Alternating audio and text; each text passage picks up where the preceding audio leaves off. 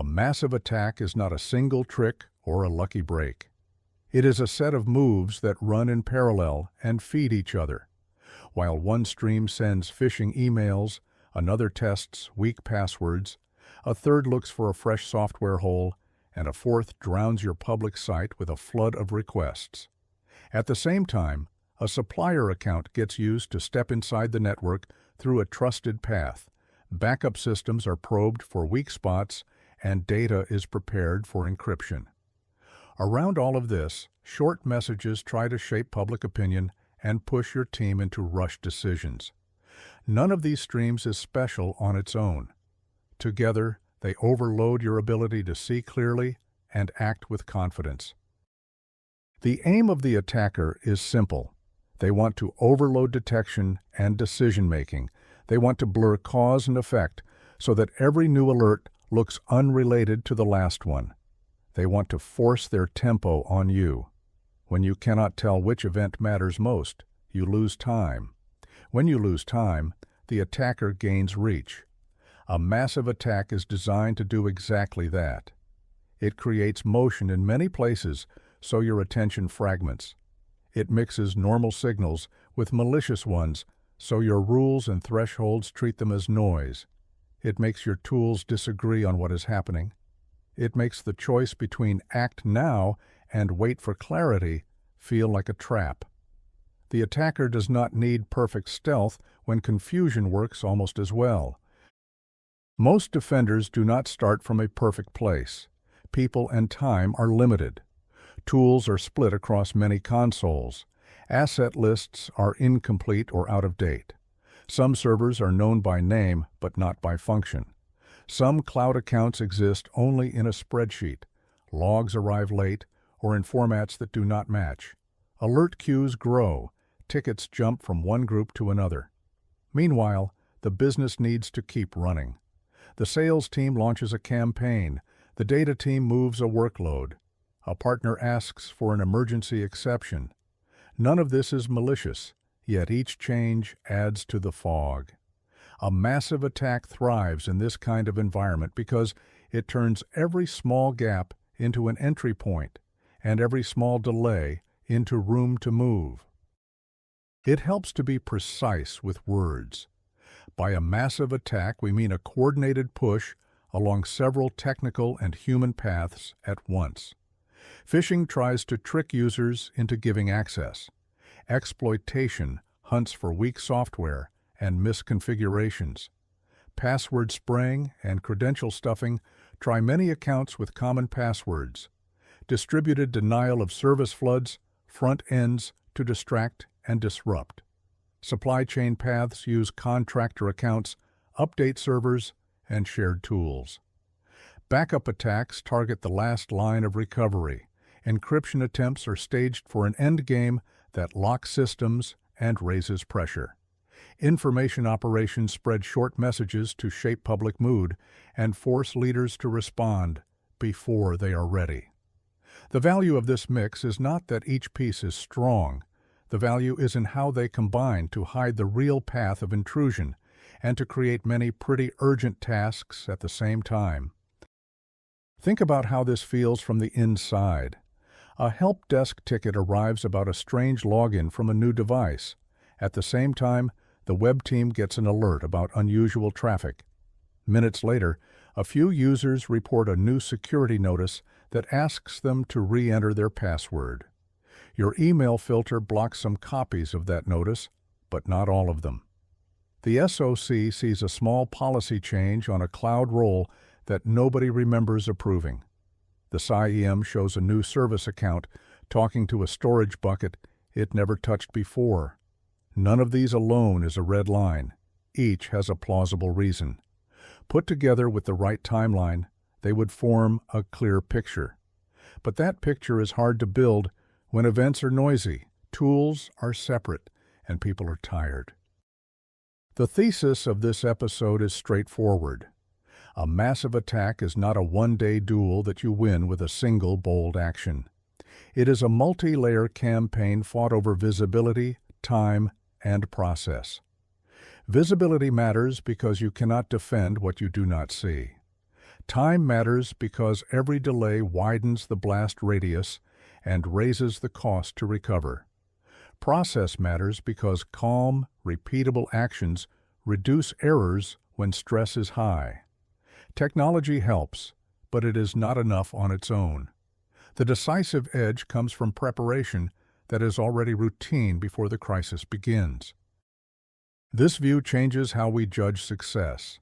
If we expect a clean story with a single entry point and a single fix, we will be disappointed. The real story in a massive attack looks messy. It is a chain of weak signals, small missteps, and distracting sideshows. The attacker sets many hooks and pulls only the ones that meet no resistance. Your task is to shorten the time from hint to understanding. Your task is to reduce the number of places where an alert can hide. Your task is to make good choices under pressure with incomplete data. None of this is glamorous, yet it is what separates a contained incident from a full business outage. We also need to talk about starting constraints with clear eyes. Limited staff and shifts mean people get tired. Fragmented tools mean analysts switch context and lose the thread. Incomplete inventories mean some systems will be missed in the first search. Vendors and partners bring value, but also add trust edges that are hard to watch. Legal and regulatory duties add steps that cannot be skipped. Communication rules help keep order, but can slow action if they are too heavy. A good plan does not ignore these limits. It works with them. It sets thresholds in advance. It defines who decides what. It maps the most critical assets. It reduces the number of consoles. It automates correlation and triage. It tests, restores. It trains people to hand off cleanly and to speak in short, precise updates. There is also the problem of identity. In many modern incidents, the attacker does not need malware to move. They use valid accounts, valid tokens, and built-in admin tools. Logs show normal commands with normal binaries. If you rely only on signatures, you will miss them. If you treat every admin action as safe because it uses a trusted tool, you will miss them. The defender needs to give priority to identity controls, to multi-factor rules, to device trust, and to behavior baselines. If the storage admin account that never logs in after midnight is now copying archives at O2 wireless, you need to know, and you need to rank that signal above 100 low-value alerts. A massive attack also exploits human attention. A loud denial of service makes headlines. A wave of phishing fills mailboxes. An application starts to fail under load. These events are real. They demand effort. But they can also be a screen that hides the quiet move toward backups or crown jewel data sets. The only way to counter this is to think in parallel. While one team handles the loud problem, another traces weak correlations across identity, network, and storage. While leaders speak to customers, an internal group validates restore points and isolates orchestration systems. This split focus is hard. It needs training and clear playbooks. It needs a culture where leaders ask, "What are we not looking at right now?" Time pressure adds more weight. If you contain too fast, you may break a business process and harm customers. If you wait too long, the attacker spreads and wipes recovery paths. The right choice depends on thresholds defined before the incident. These thresholds come from risk, not from gut feeling. They say when to block, when to segment, when to rotate keys, when to pull tokens, and when to take systems offline. They also say how to record evidence and preserve chain of custody so that legal and regulatory needs are met. With thresholds in place, teams can act without waiting for a long approval chain, even when the picture is not complete. Backup and recovery deserve a place in the opening because they are part of the battlefield, not a separate concern for later. Real backups are not the same as backups that can be restored under attack conditions. Orchestrators can be compromised. Replication can spread encrypted data. Retention can be too short. Tests can be rare and scripted. A mature plan keeps copies offline or in logically separate accounts.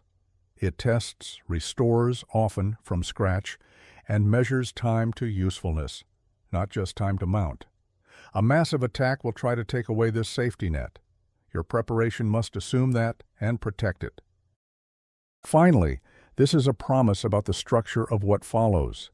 Each phase of a massive attack will be explained through observable facts, through the constraints defenders face, and through the typical failures that turn small issues into major ones. We will avoid vague advice. We will focus on what you can see, what you can measure, and what you can drill until it becomes routine.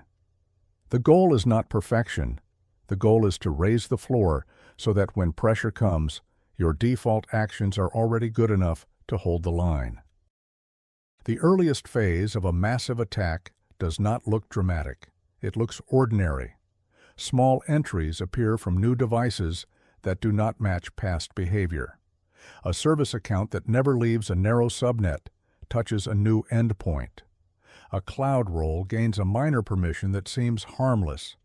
A help page receives a few unusual queries about backup procedures or identity recovery. A repository gets a single read from a workstation that never used it.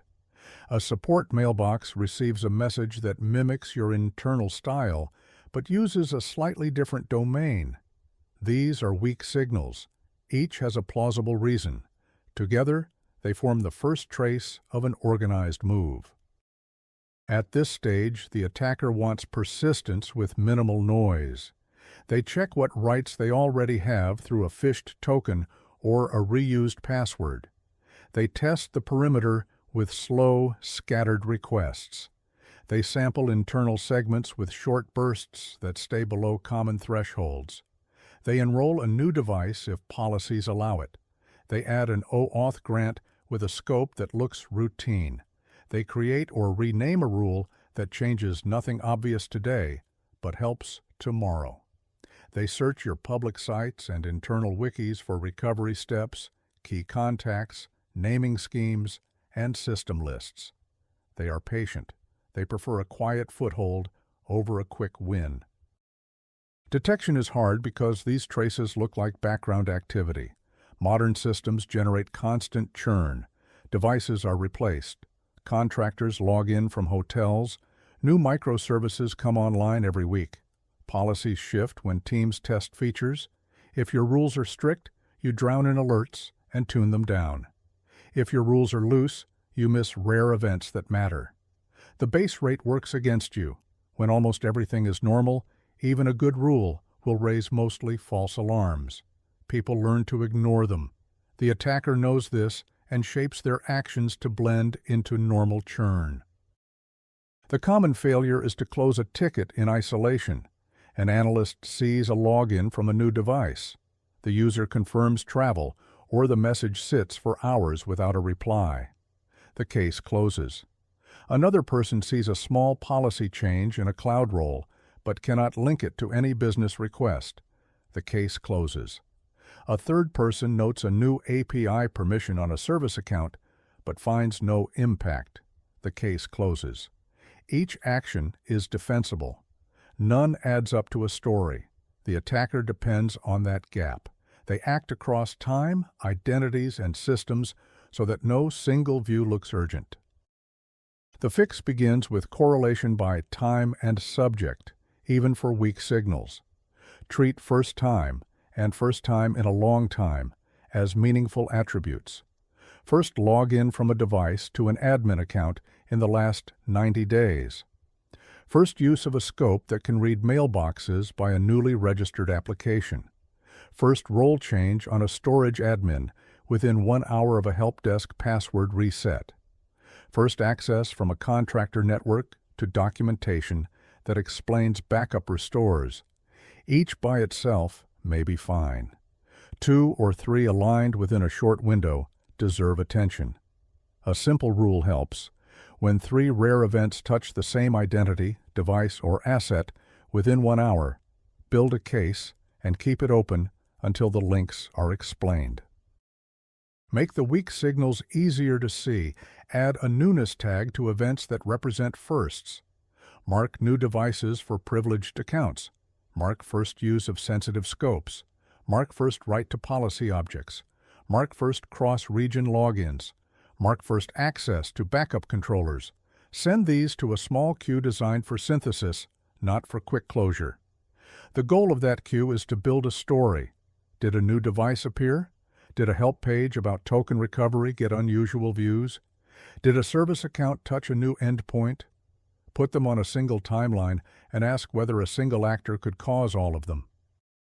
Use canary objects that amplify weak signals. A fake but realistic admin group in the directory. A decoy backup share with harmless data. A test mailbox that never receives legitimate mail. A secret in a private repo that points to a monitored endpoint. None of these should be used in normal work. Any touch is strong evidence of exploration. Canaries lower the cost of early detection because they turn low-noise probing into a clear alert with little ambiguity. They also help anchor correlation. If a canary is touched near the time of a new device enrollment and a small policy change, the combined picture is much stronger. Look for quiet enumeration in identity and access logs, low-rate queries that list users, groups, roles, and permissions, short runs of API calls that read configuration but do not change it, access to directory photos and department fields that could fuel a targeted phish, reads of password reset policies, review of conditional access rules. These actions often happen right before the attacker attempts lateral movement. They are legal calls, but their pattern is unusual for most employees and even for many admins. Build baselines for who normally reads what. Treat sudden curiosity from a rarely active account as a primary signal. Review help desk patterns with the same lens. Requests to lift multi-factor authentication for travel. Appeals to restore an account after a lost phone. Urgent asks to add an exception for a partner. None of these is suspicious by itself. In the early phase of an attack, they appear near other weak signals. A new device shows up, and minutes later, a user asks to bypass a second factor because the code never arrives. A small role change happens, and a request arrives to add a temporary key because the build is blocked. Run a daily sweep that ties identity events to help desk tickets within a 2-hour window. Ask for explicit business owners to confirm the chain of actions. Network traces also carry quiet hints. A workstation that never uses secure shell tries a single connection to a storage node. A developer laptop contacts a domain that hosts many enterprise-grade remote tools. A small number of domain name system queries appear for internal host names that map to backup controllers. Many shops treat these as noise and move on. Add simple context to make them useful. Tag endpoints by role and normal protocols. If a finance laptop touches a code repository network path, that is unusual. If an engineering desktop looks up recovery server host names, that is unusual. Turn unusual into a signal, not a footnote. In cloud platforms, watch for low-impact permission edits. A new grant that only adds a read scope to an admin object may look harmless. In practice, it can enable discovery of secrets or policy documents that make later steps easier. Watch for app registrations that mirror existing names with small changes. Watch for service principals added to groups that have indirect rights through nested roles. Watch for changes to logging syncs, retention, and export settings. Quiet attackers often reduce visibility before they expand rights. Cutting off a log export for 1 hour may be enough to hide the next phase. On endpoints, the quiet phase uses built-in tools, command shells, archive utilities, task schedulers, remote management clients. The sequence is short and spaced out. A token is saved. A scheduled task is created, but not yet run. A credential manager entry is read once. A new local admin is added to a dormant group. These are difficult to spot with signature-based rules because they are normal tools. Focus on context. Is this host a jump box or a regular laptop? Is the user in a role that often uses these tools? Did the same host produce a rare identity event earlier? Context raises or lowers the weight of each trace without changing the raw data.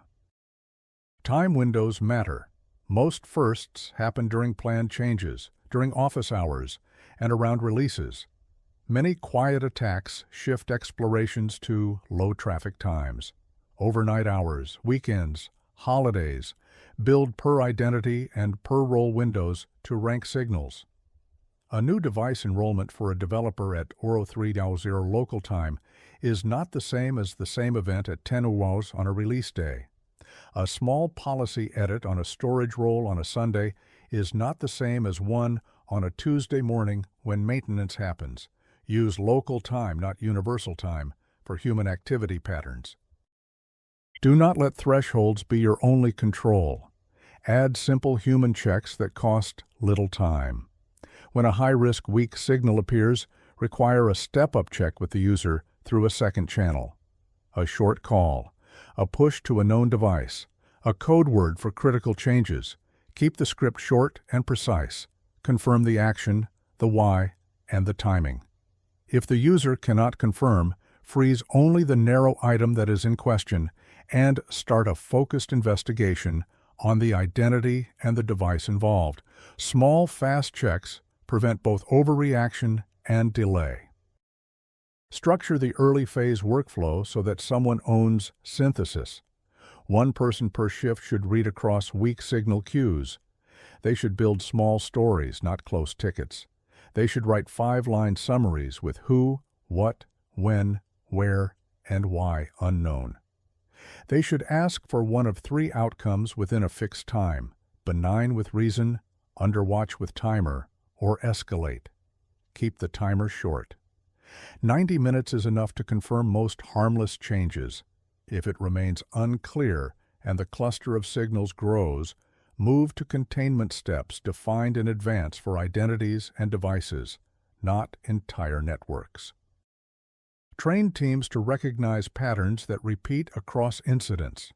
A new device plus an OAuth grant plus a help desk, bypass request.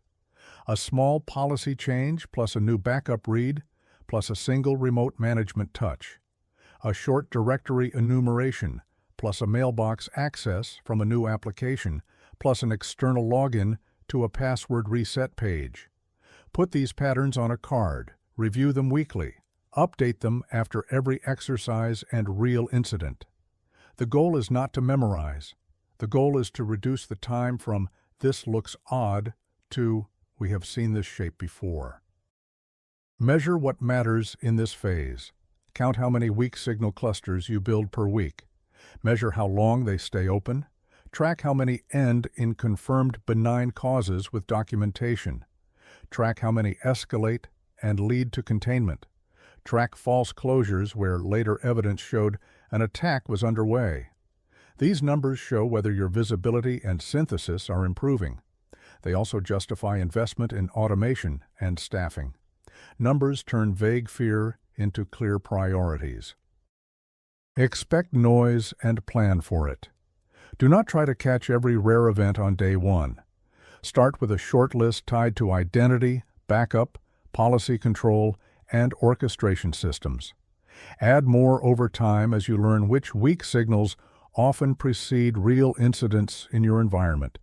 Keep allow lists tight and time-bounded. Treat temporary exclusions as risks that expire. Review them on a schedule.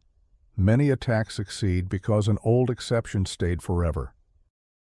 The key point is simple. Early weak signals must be tied together. The attacker works across systems, so you must think across systems. Do not wait for a loud alert to give permission to investigate. Build small stories from small facts. Act on clusters, not single events. When you do this, you turn the calm phase from an advantage for the attacker into a chance for early, low-cost containment. Noise arrives like a tide. Events multiply across tools. The same action produces several alerts with different names. A single login attempt appears in identity logs, endpoint logs, cloud logs, and a ticketing system. Queues grow. Dashboards update slowly. People jump between screens and lose the thread. In a massive attack, this is by design. The attacker adds motion to many places at once. They do not need each alert to be important. They only need the list to be long. The operational reality is harsh. Analysts spend time merging duplicates by hand. They skim alerts and try to guess which ones matter. They close obvious false positives. They bookmark a few that look interesting for later. Later rarely comes. Deep analysis time shrinks because the next surge lands before the current one is resolved. The team gets tired. Attention narrows. Important signals sink under a wave of normal but loud events. The attacker gains room to escalate while the queue consumes the day. The biggest risk is simple. A critical indicator hides in a crowd, an odd token scope, a small change to a backup policy, a first-time copy from a sensitive bucket. In a clean timeline, you would see it fast. In a noisy list, it looks like one more item with the same generic title. If confirmation is slow, the window for the attacker stays open. They move from a single account to a group. They move from one storage node to your orchestration system.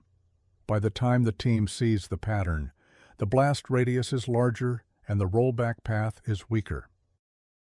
You can see this risk in numbers. Time to first look grows. The percentage of alerts never reviewed rises. The median age of the alert queue crosses 1 hour, then 2. The number of incidents discovered by people outside the SOC increases. The team spends more minutes per alert and learns less per alert. The incident technical debt grows because open cases wait for context that never arrives. These are symptoms of alert fatigue. They are not a failure of effort. They are a failure of flow. The first fix is hygiene in the event pipeline. Normalize events into a single schema before they reach humans. Use a common set of fields: who, what, when, where, and how sure. Make time precise and consistent with strict clock sync. Record the source system and the original rule name. Keep the raw details for later. Remove layout differences that force the eye to adapt to new shapes. If two tools describe the same fact, make them look the same. This lowers cognitive cost and makes grouping possible. Group near duplicates automatically. Create a fingerprint that includes the entity, the rule family, the action, and a short time window. Collect matching alerts into one case with a running count and a last seen time. Do not page a human for the 10th copy. Update the case instead. Define re-notification rules that only wake someone when scope expands, when a new asset joins, or when the case crosses a risk threshold. This is not suppression. This is triage at the machine layer so that people can think. Correlate before you prioritize. Link alerts by identity, device, token, cloud role, source IP, and target asset. Build a simple graph in memory. Each new alert either adds to a known cluster or starts a new one. Score clusters, not single alerts. Give weight to identity privilege, asset criticality, novelty, and kill chain stage.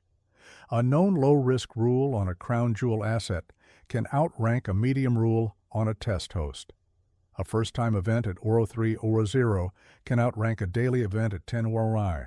A sequence of a then B within 20 minutes can outrank either A or B alone. Automate enrichment so analysts do not hunt for context. When a cluster forms, fetch role membership, last password change, multi-factor status, device health, recent travel, asset owner, data classification, and backup status. Attach short answers, not raw dumps. Privileged role, yes. MFA, present, last challenge 2 days ago. Asset, storage admin, high criticality. Backups, orchestrator reachable, last test restore, 14 days ago. Put these facts on the case header. Every click you remove from the first minute of review returns time to thinking. Reduce the number of places where humans must look. A single console is not a slogan. It is a way to remove context switching and clock drift between tools. If one console is impossible, use pinned timelines that aggregate cross-tool events by case. Show analysts a narrative, not a pile. A timeline with actor, action, asset, and time lets the brain work. Lists that reset and reshuffle with every refresh cause fatigue. Adopt a 2-lane triage model during surges. The fast lane handles high-risk clusters with strict time goals. The cold lane samples low-risk items to catch drift and to validate rules. When load is extreme, keep the fast lane fully staffed and throttle the cold lane. Publish the rule for switching lanes in advance. People should not have to guess when to stop optional hunts and focus. A named conductor per shift should manage the switch. This avoids silent failure, where everyone tries to do everything and nothing finishes. Set explicit service-level objectives for alerts and cases. Time to first look, time to first decision, time to enrichment, time to containment when a threshold is crossed. Tie SLOs to risk bands, not to tools. A low-risk case can wait 20 minutes. A high-risk identity case should get a decision in 10. Measure against local time, because human activity patterns matter. During night shifts, adjust staffing or thresholds. Do not pretend that one size fits all hours. Kill noisy rules without guilt. A rule that is not actionable should not create tickets. Move it to a dashboard. If leadership wants to see a count, show it. Do not send it to the queue. Every rule must have an owner, a review cadence, and a clear action when it fires. If no one owns it, disable it. If it generates many false positives, fix the logic or retire it. Add a one-click feedback loop so analysts can flag noise. Review noise votes weekly. Show the top 10 offenders and make decisions in a short meeting. This turns frustration into improvement. Use sliding windows to calm bursts that carry no new information. If a source sends 1,000 identical alerts in 60 seconds, merge them into one case with a count and a spark line. Keep the raw data for forensics. Do not ask a human to read 1,000 identical lines. Teach the pipeline to summarize. Humans are for judgment, not for counting. Handle data delays openly. Not all tools deliver in real time. Some batch events every 5 minutes. Some drop data during load and replay later. Model these delays and show them on the timeline. If your SIEM clock and your cloud logs drift by 2 minutes, the story will look wrong. Fix time sync at the source. If you cannot, write a correction layer. A clean timeline is not a luxury. It is the only way to see a sequence under pressure. Protect the telemetry path itself. During a denial of service, networks get congested. Make sure logging and case management do not share the same public path as the attacked service. Use separate channels, separate accounts, and separate rate limits. If your logs slow down during the flood, you lose sight when you need it most. Budget bandwidth for control planes and for logging. Test this under load, not in an empty lab. Present clusters as pictures when it helps thinking. A simple heat map of identities versus assets over the last hour can show focus points. A small graph of linked entities can show whether one token touches many things or many tokens touch one thing. Keep visuals simple and readable in a crisis. Do not add art, add signal. Structure human work to respect attention. Short sprints with a tiny checklist help.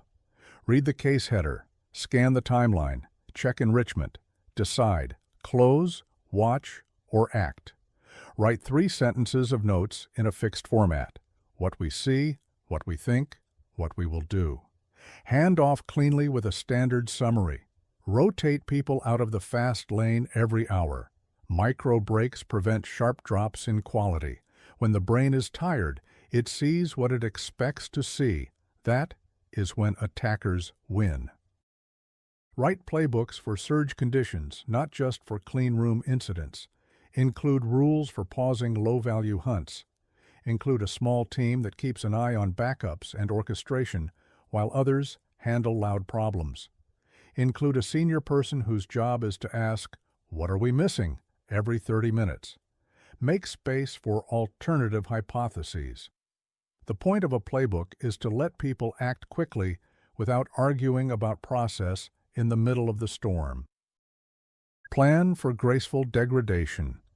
If load exceeds a defined threshold, drop low-risk duplicates, reduce enrichment for low bands, and focus only on identity, backup, and crown jewel assets. Announce the mode change to leadership. Record that some visibility is being traded for speed. This is better than silent failure, where everything slows and nothing finishes.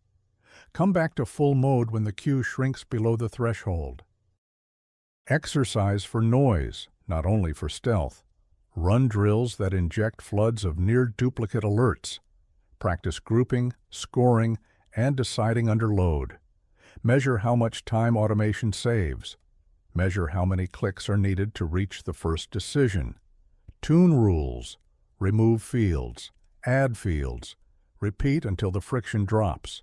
In real events, you will need those saved seconds. Track metrics that show whether fatigue is growing or shrinking.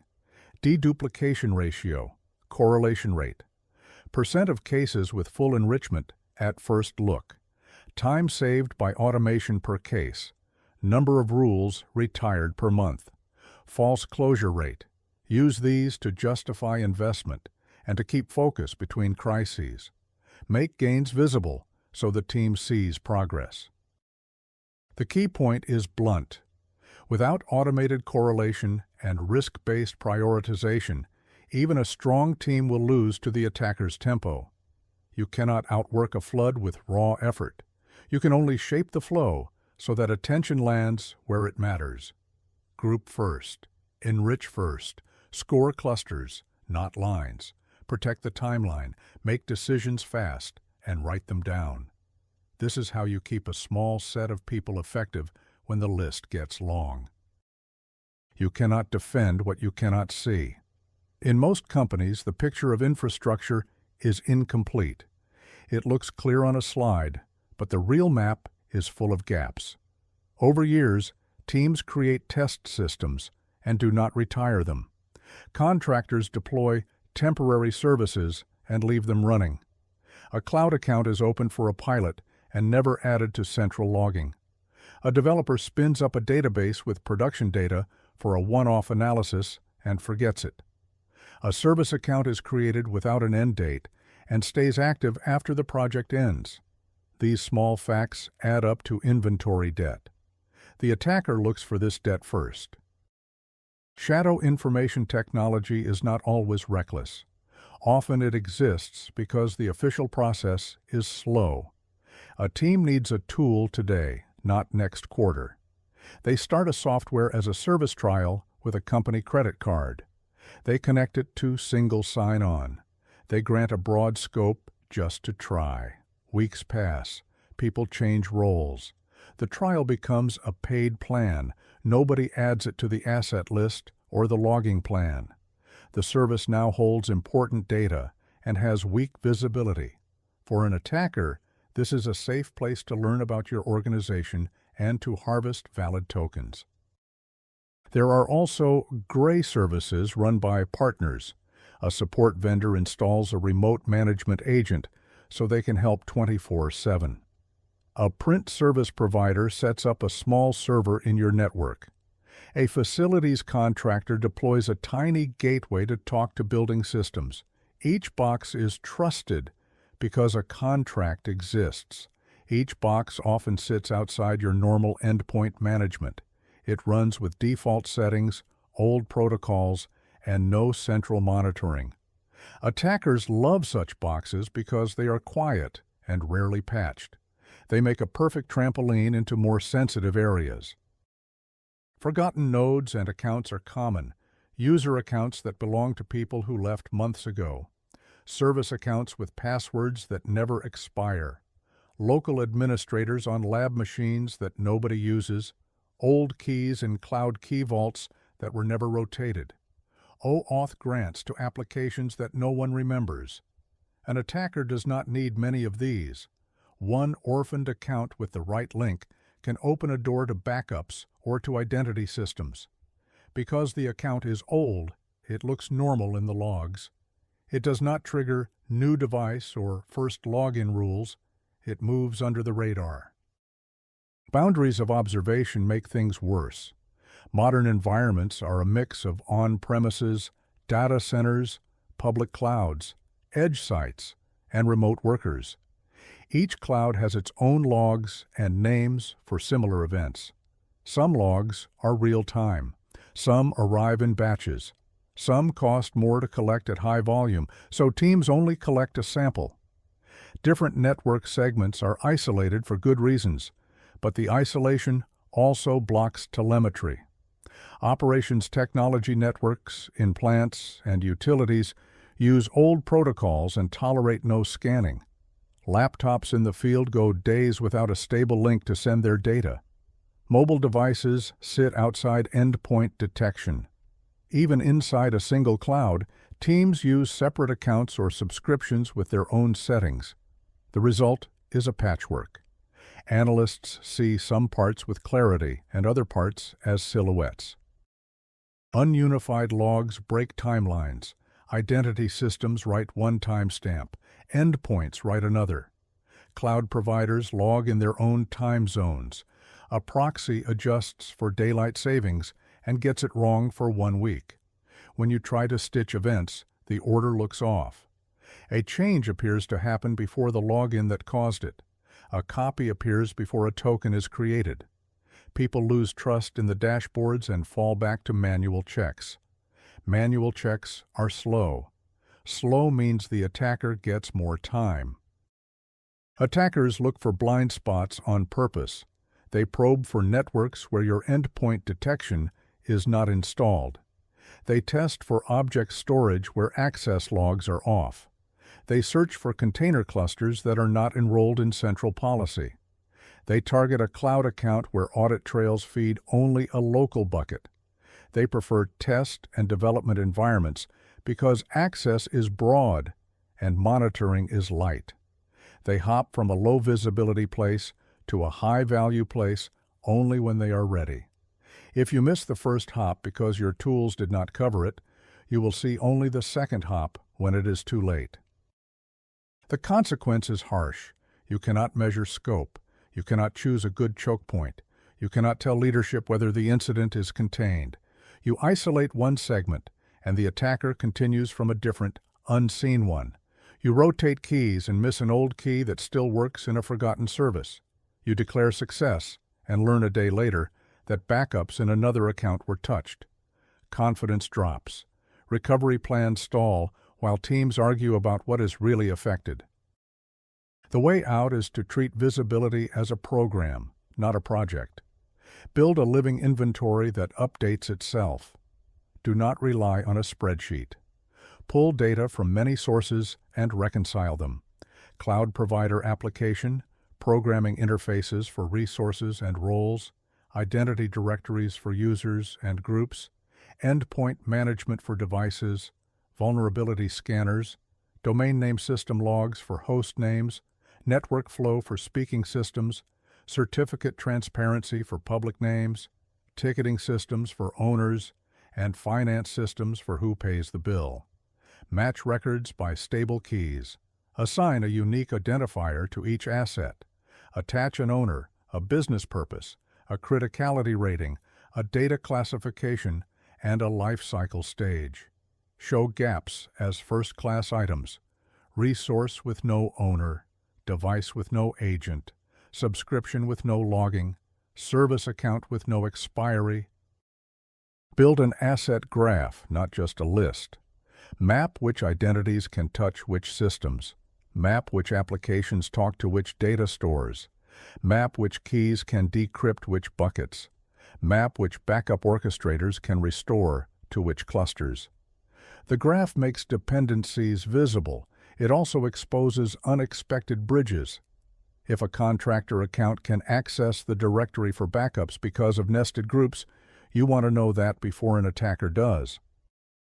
Focus visibility on a small set of golden classes first. Identities with admin rights, secrets and keys, backup systems and orchestration consoles, crown jewel data stores, directory and single sign-on, network control planes. If you cannot see these clearly, fix that before you add anything else. Require full logging for them. Require strict time sync. Require multi-factor authentication. Require step-up approval for any change to their logging or retention settings. When budgets are tight, protect the eyes and hands of the organization first. Close enrollment gaps with access controls. Make endpoint enrollment and device health a prerequisite for reaching sensitive systems. If a device is not in management, it does not connect. If an agent is missing, access is denied by default. Use conditional access and network access control to enforce that rule. In the cloud, require service control policies that forbid creation of resources without tags for owner and purpose. Block disabling of audit trails. Block deletion of log buckets without a break glass path. Make no log, no access a real rule, not a slogan. For cloud visibility, start at the organization level. Enumerate all accounts, projects, and subscriptions. Pull resource lists daily. Compare against your central inventory. Alert on anything that appears with no owner or without logging enabled. Turn on organization-wide audit trails and send them to a central, locked account. Monitor object storage for public access and for changes to versioning and retention. Capture logs from serverless platforms and manage databases, even if they are low noise. Ensure container clusters report workload identities, not just node names. Track image registries and last scan dates. Watch cross-region and cross-account replication paths. These paths are useful for resilience and are often weekly monitored. Attackers know this. For partners and vendors, keep a separate inventory. List every contractor company with access. List their jump accounts. List the systems they can reach. Require time-boxed access with approvals that expire. Require that all vendor actions be logged to your systems in your format. If a vendor uses their own remote tooling, demand a mirror of activity logs. If they cannot provide it, place a proxy under your control and make them use it. Trusted must not mean invisible. Isolated segments need special care. If the operations technology network cannot send data in real time, collect locally and export on a schedule through a controlled path. If scanning is unsafe, deploy passively listening sensors. Use data diodes if needed for one-way flow. Sync clocks, even in isolated networks. A timeline that crosses information technology and operations technology with consistent time is a major advantage during a crisis. Without it, you will hesitate because actions in one world appear unrelated to actions in the other. Unify logs before analysis. Choose a common schema and convert at the edge. Keep raw events for forensics, but do not feed every raw shape to analysts. Normalize key fields: identity, device, action, resource, result, and confidence. Use the same time format and include a clear time zone marker. Record the original source and rule so you can trace back. If your tooling cannot handle all of this, simplify. Fewer fields done well are better than many fields done inconsistently. Hunt for unknown assets using byproducts you already have. Domain name system logs reveal hosts that make queries but are not in endpoint lists. Network flow shows talkers that are not in the configuration management database. Cloud billing reveals accounts that spend money but are not registered in your inventory. Certificate transparency shows public names you did not expect. External attack surface scans find services that speak to the Internet with your brand or ranges. Treat each find as a ticket that must end with an owner or a shutdown. Reduce unknowns in identity. Automate joiner-mover-lever flows for people and for service accounts. Create service accounts through a defined path that sets expiry and owner by default. Review group nesting and remove broad catch-all groups from admin paths. Rotate keys on a schedule and force short lifetimes where possible. Disable older authentication methods that do not produce good logs. The goal is fewer standing privileges and fewer long-lived secrets. The side effect is better, cleaner telemetry. Measure visibility as a percentage, not as a feeling. What fraction of devices report endpoint detection today? What fraction of cloud resources send audit logs to the central account? How many user accounts have no clear owner in human resources data? How many service accounts have no expiry date? How many backups were test restored this month? How long does it take from first discovery of a new asset to full enrollment in logging and policy? Set service-level objectives for these numbers. Publish them. Improve them month by month. Adopt a rule for the unknown. If a system cannot be monitored, it should not touch critical assets. Place it behind a gateway that enforces inspection. Isolate it to a network with no path to backups or identity providers. Allow list what it can reach. Deny everything else.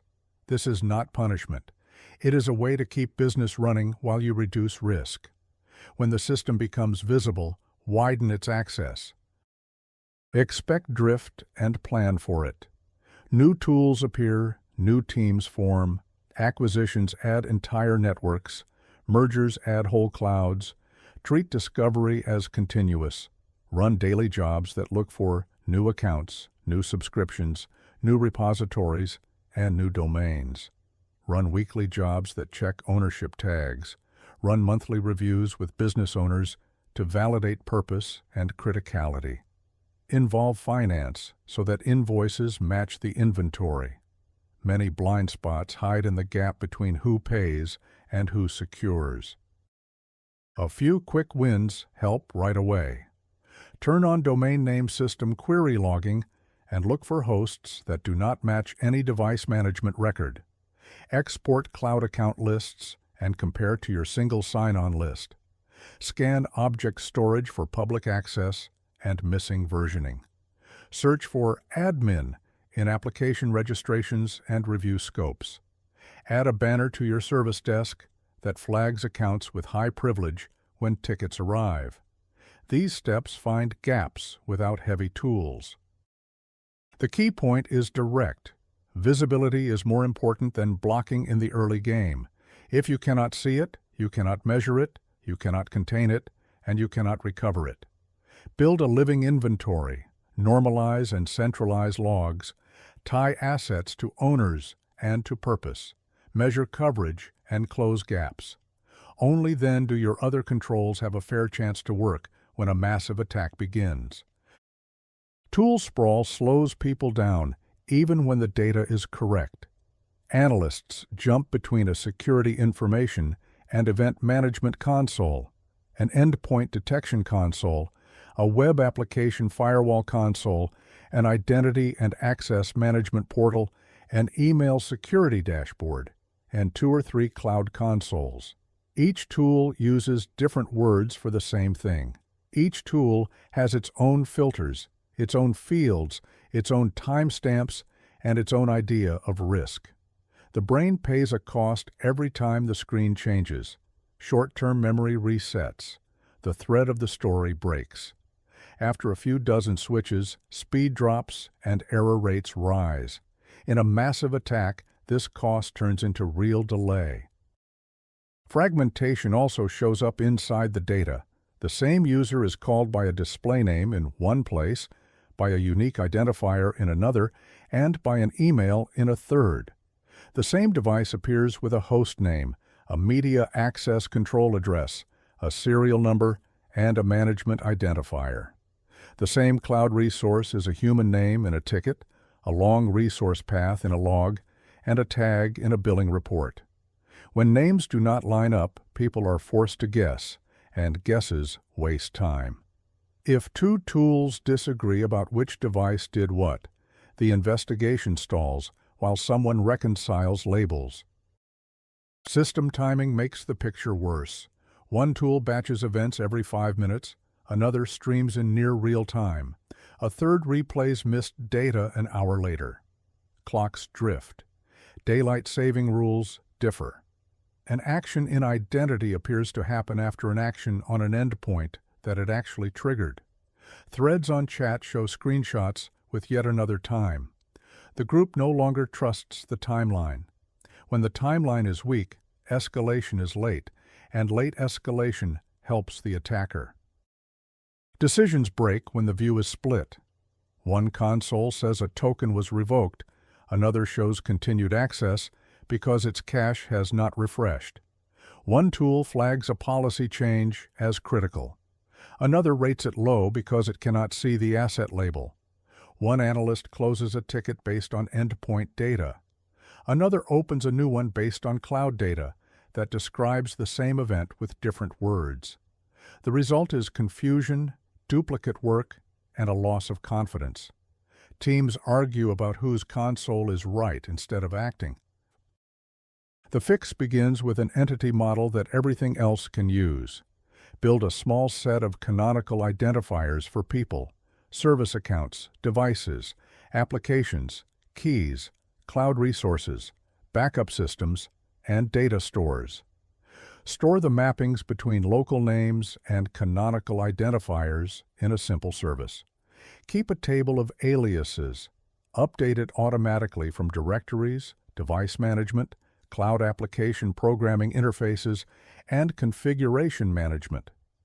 Make every pipeline step attach canonical identifiers to events at ingest time. When analysts search or pivot, they should work with the same identifiers across all tools. Normalize time with discipline. Force all sources to send event time with a clear time zone marker. Stamp arrival time when the pipeline receives it. Compute skew and store it. If skew exceeds a threshold, add a warning to the case header. Use network time protocol everywhere, including isolated segments, except that some events will arrive late and out of order. Use a short holdback window, such as a few minutes, before building the first timeline for high-risk clusters. After the window, insert late events with a marker so people see what changed. Show both event time and arrival time on hover. Treat a clean timeline as a safety feature, not as a cosmetic detail. Reduce context switching with a workbench that brings evidence to the case. The first view should show a single narrative with actor, action, asset, and time. Expand rows to see the raw event and the original rule. Provide deep links back to the source tool when needed, but make the default path self-contained. Add a header with automatic enrichment, role memberships, multi-factor status, device health, last password change, asset owner, data classification, backup status, and recent risky events tied to the same identifiers. Put short plain labels next to each item. The analyst should not need to open 5 tabs just to learn whether an account is privileged and whether the device is healthy. Build pivot actions around entities, not around log fields. From a user, pivot to all recent tokens, devices, roles, and help desk tickets. From a device, Pivot to its user sessions, recent administrative tools used, and the data stores it touched. From a cloud resource, pivot to change history, access policies, and recent keys used. From a backup controller, pivot to restore actions and policy edits. A simple entity resume page for every important type turns hunting into navigation instead of memory. Use a single case record as the source of truth for decisions. Every containment step should land here, regardless of which tool executed it. If an identity is disabled in the Identity and Access Management portal, the case shows the action, the actor, the time, the scope, and the ticket reference. If a device is isolated in the Endpoint tool, the case shows the isolation rule and the expected impact.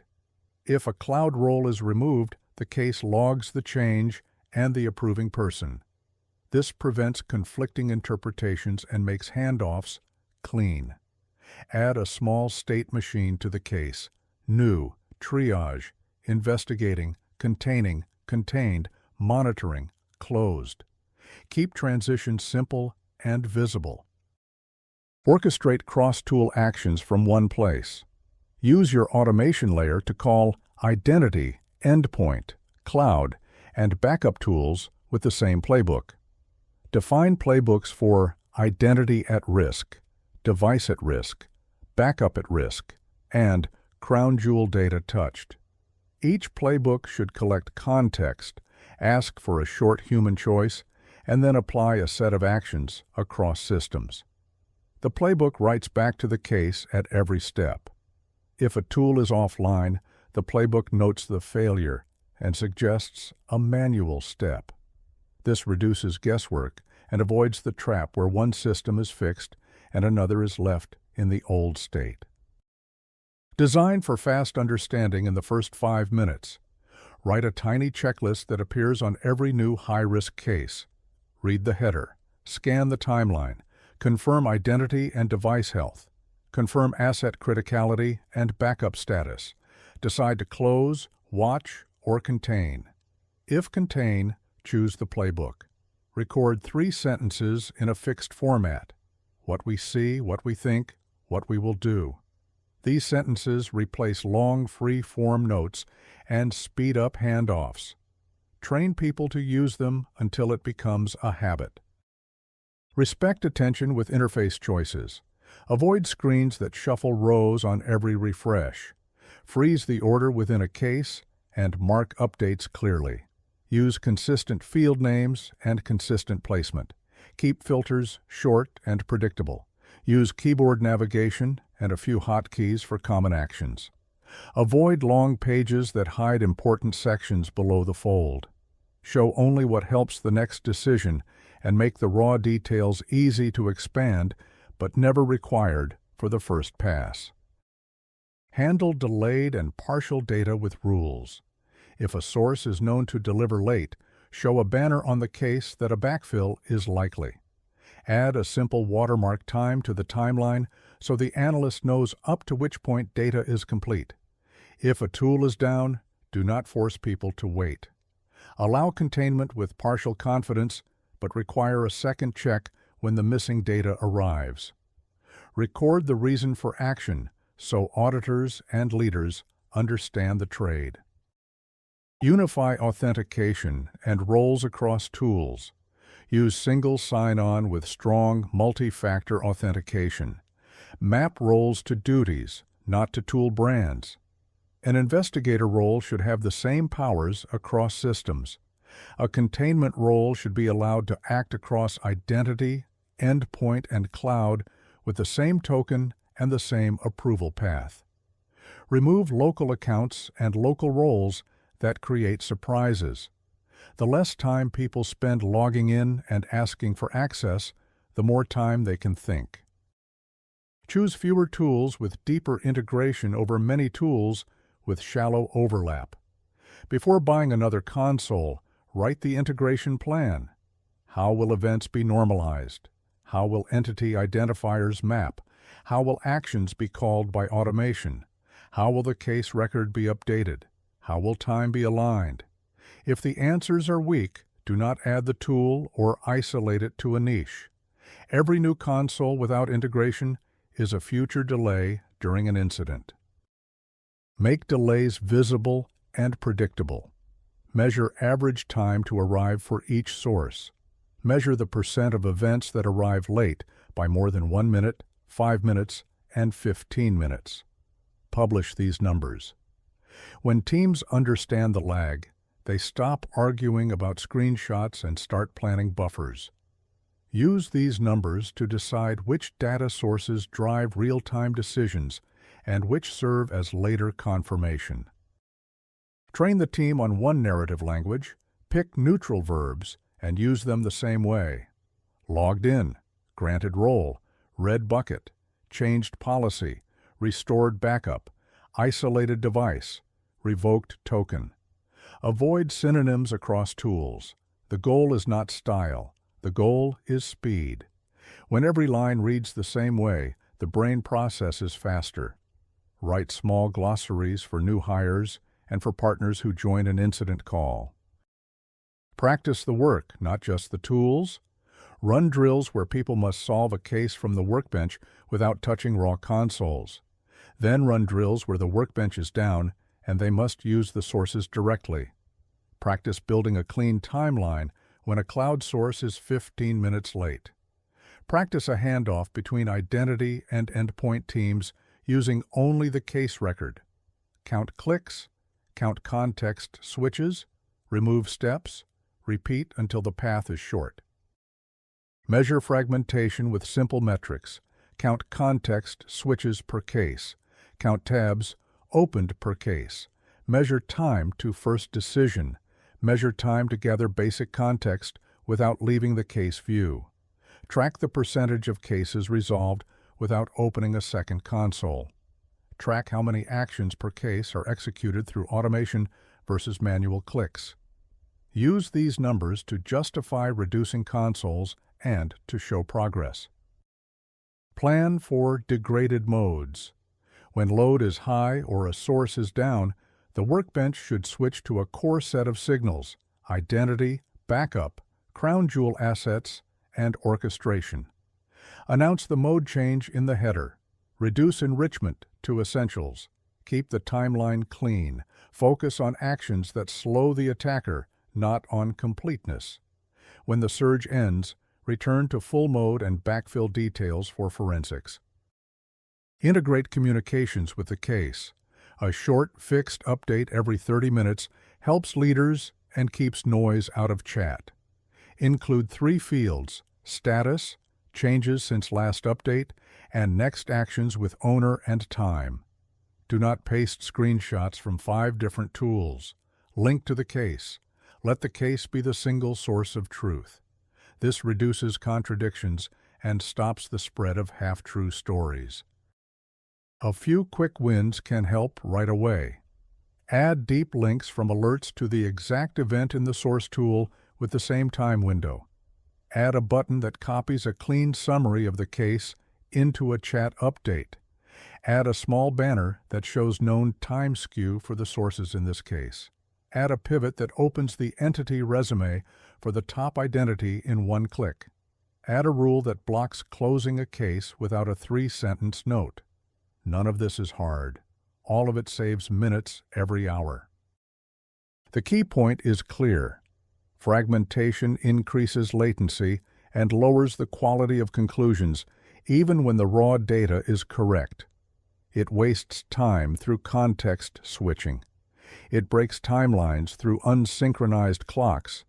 It creates conflicts through mismatched names and partial views. The counter is a shared entity model: normalized time, a single case record, automation that acts across tools, and a workbench that puts evidence in one place. With these in place, the same people make better decisions faster, which is the only thing that matters when a massive attack forces its tempo on you. Attackers prefer to look like they belong. They do not rush to drop malware if a valid login gets them the same result with less noise. They steal or guess a password. They trick a user into approving a fake sign-in. They capture a session token from a browser or a device. They enroll a new device if policy allows self-enrollment. They request access for an application with broad scopes, such as read mailboxes or read the directory. After that, they move using normal tools, remote desktop, secure shell, built-in admin consoles, cloud command line tools, backup orchestrators, directory portals. Every step looks like something an administrator could do on a normal day. This works because the signals are clean. Antivirus does not fire when a signed system tool runs. An endpoint detection rule that looks for a known bad binary sees nothing. The identity logs show a successful login with multi-factor authentication and a trusted network. The cloud audit trail shows a role assignment performed by a user with the right rights. The database shows a copy made by an account on the allow list. If you only hunt for malware, you will miss the attack. If you only trust past multi-factor, you will miss the attack. The line between normal and harmful runs through behavior, not through signatures. Identity becomes the new perimeter in this kind of incident. People accounts, service accounts, application identities, tokens, device trust, and the permissions attached to each of them form the walls and doors of the environment. Compromised tokens keep working until you revoke them. Reused passwords keep working until you change them and stop legacy protocols. Old secrets on service principals keep working until you rotate them and shorten their lifetime. Nested groups keep granting access nobody remembers. Temporary admin roles keep granting too much power because they never expired. An attacker does not need to break the crypto. They only need to find the path of least resistance through identity. The pressure point for defenders is hard. A strict cutoff for a suspicious admin account can stop orders and payroll. A strict block for a popular application can break a key workflow. A strict device quarantine can lock out a leader who needs to talk to customers. On the other side, a soft response gives the attacker time to move sideways, to create shadow access, and to touch backups. There is no single right answer in the moment. The only way to choose well is to prepare identity-first controls and graded responses before the crisis, then apply them by playbook. Start with how access is granted. Make phishing-resistant multi-factor the default for high-risk roles. Security keys based on modern standards reduce the chance that a fake page can steal a one-time code.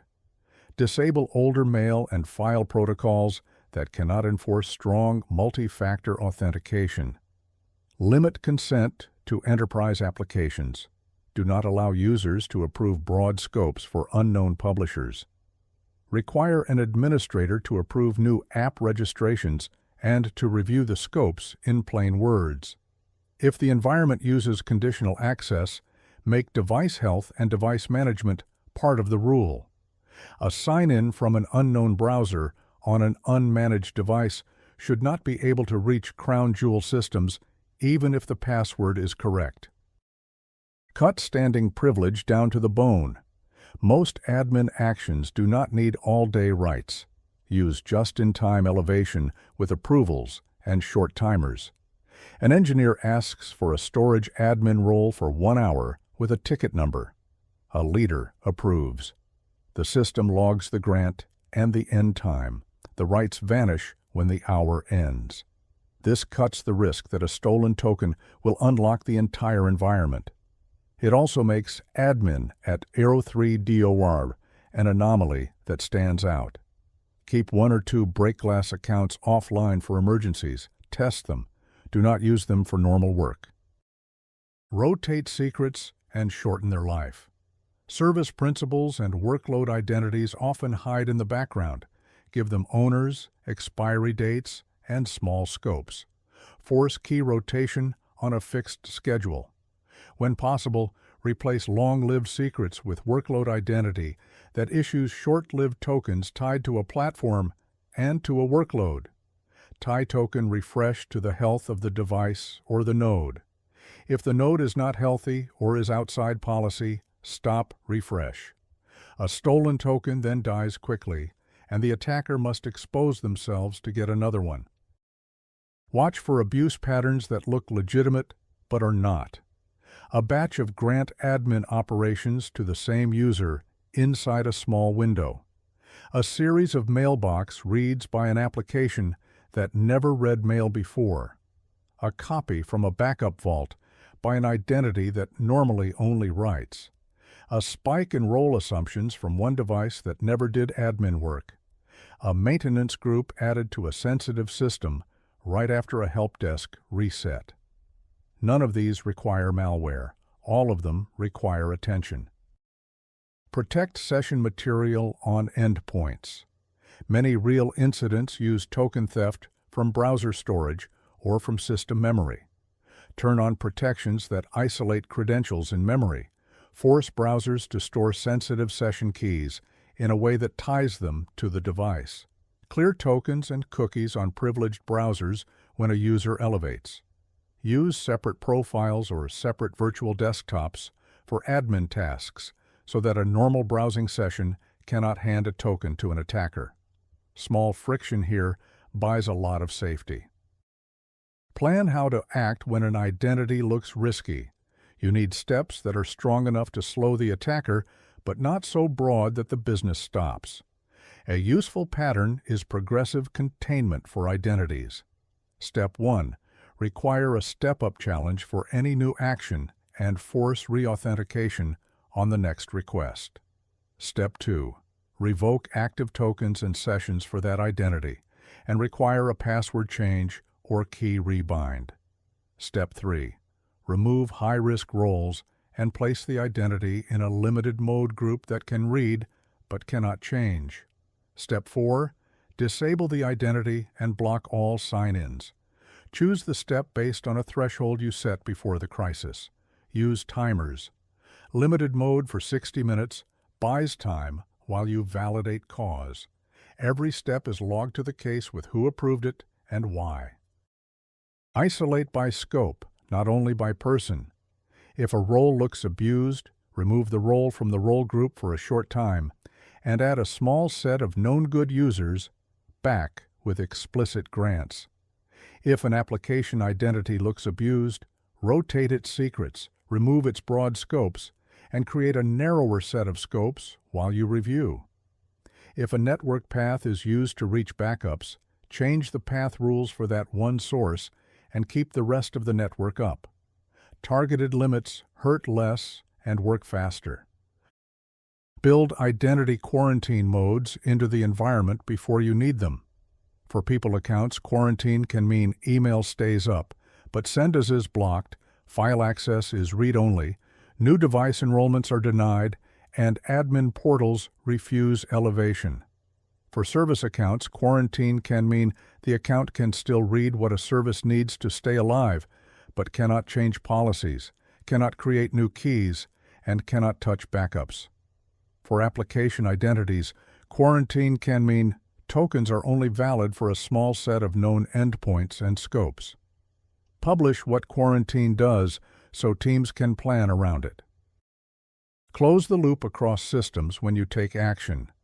Disabling a user in the directory is not enough if active tokens keep working in cloud services. Use features that push revocation in near real time.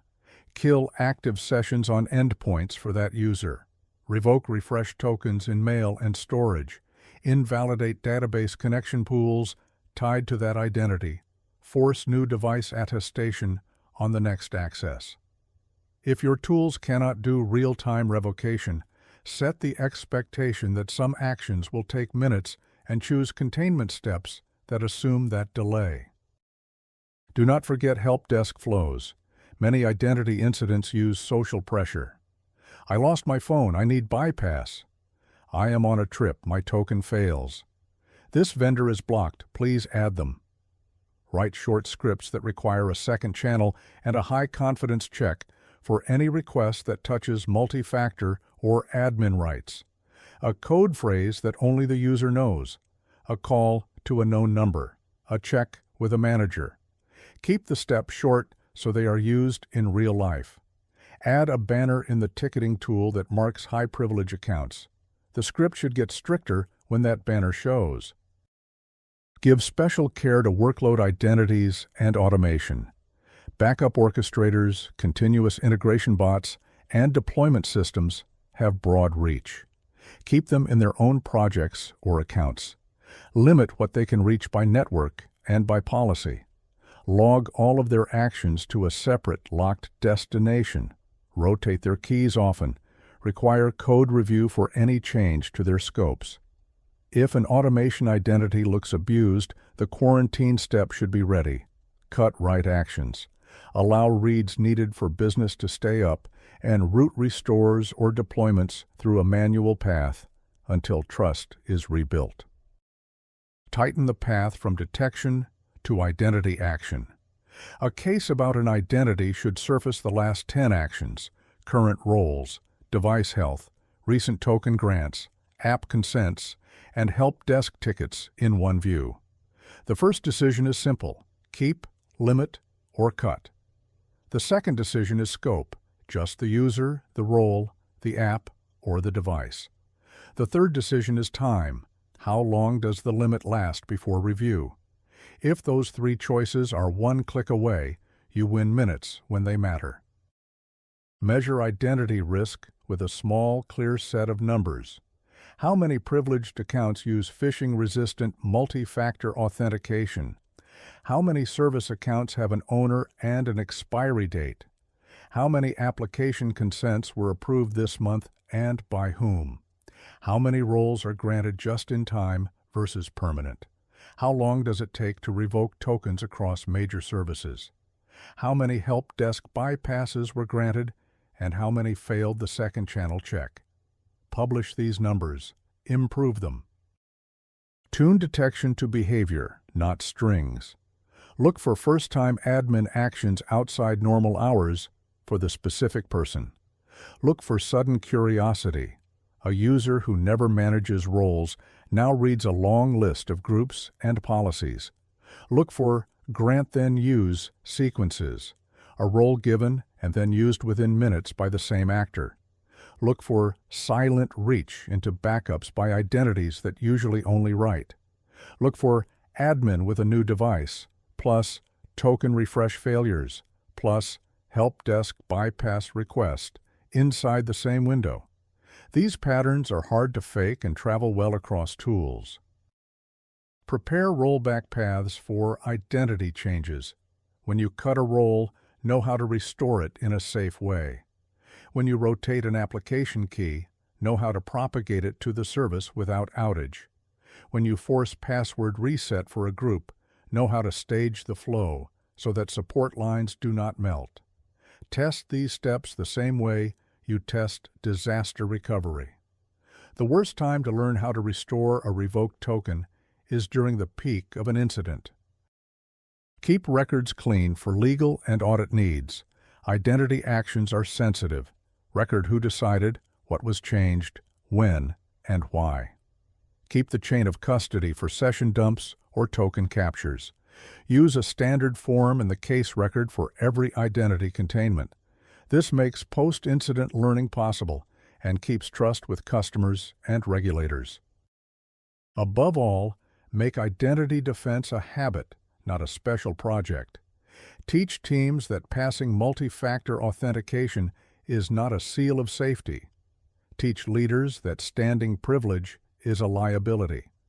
Teach developers to request only the scopes they need and to accept short token lifetimes.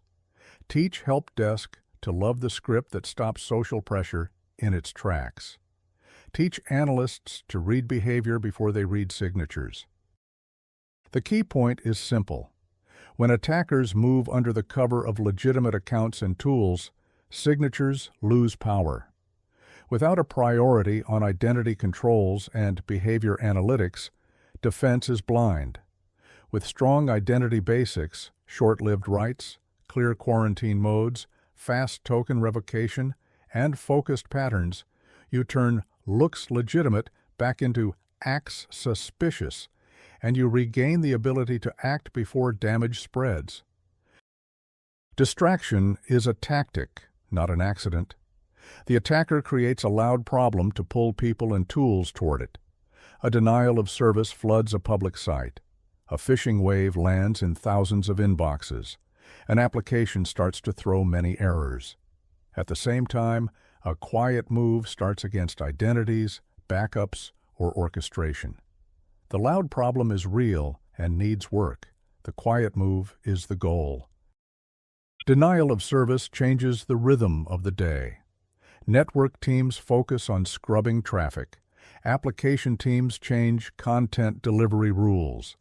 Leadership asks for updates every few minutes. During this time, watch the control plane. Check whether logging syncs change. Check whether audit exports stop. Check whether identity policies soften to let more users in. Check whether a new allow list appears in a firewall. A small exception made just to keep the site up can open a path for the attacker. Make a simple rule.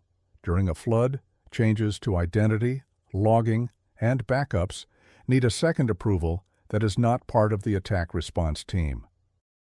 A phishing wave creates its own gravity. Users report suspicious emails. The help desk is busy. Security teams tune mail filters and send warnings. While this happens, the attacker tries to turn a few clicks into tokens and roles. Watch for new application consents. Watch for mailbox forwarding rules that point to external domains. Watch for first-time device enrollments on accounts with privilege. Watch for help desk requests to bypass multi-factor authentication. Run a short survey query every 15 minutes. New OAuth grants, new forwarding rules, new risky sign-ins on privileged roles. Keep the results on a single page for the incident lead. Application errors also pull focus. A small toggle is rolled back. A hotfix is pushed. Logs fill with stacked traces. Leaders ask whether an outage is near.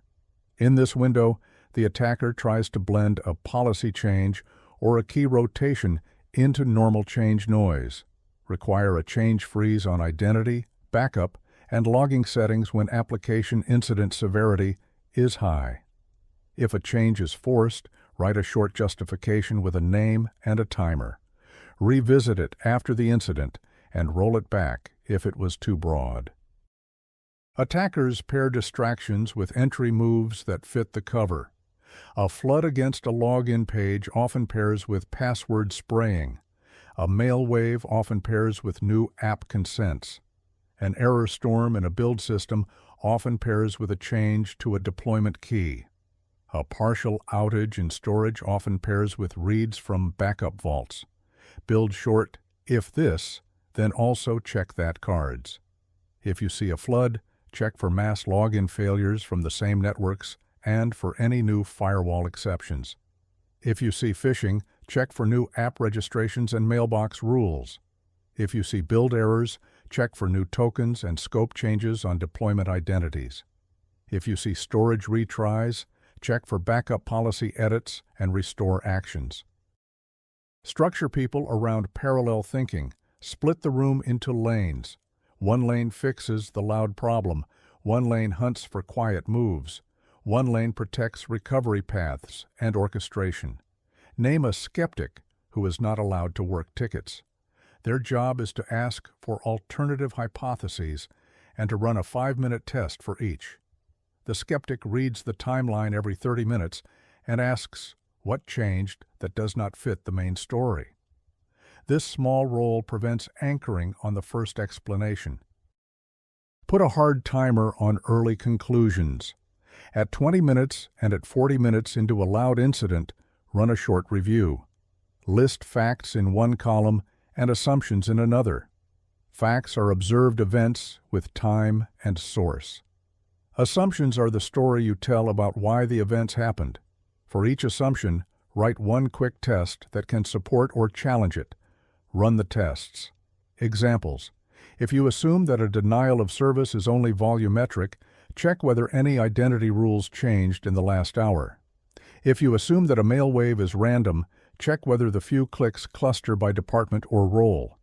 If you assume that errors are an internal bug, check whether any service principal got new roles at the same time. Protect telemetry during distractions. Keep logging and case management on a separate path with its own limits and keys.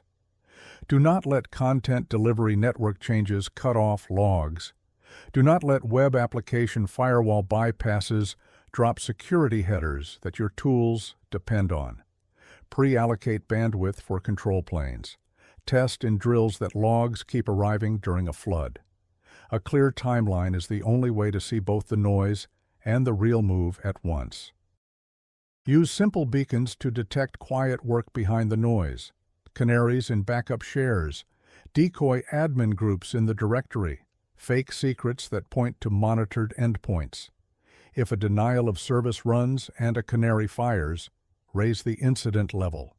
Do not wait for more proof. The cost to check is small. The cost to miss the window is large. Write playbooks that assume distractions. A DDoS plus playbook starts the network response and also triggers identity checks, backup checks, and logging checks.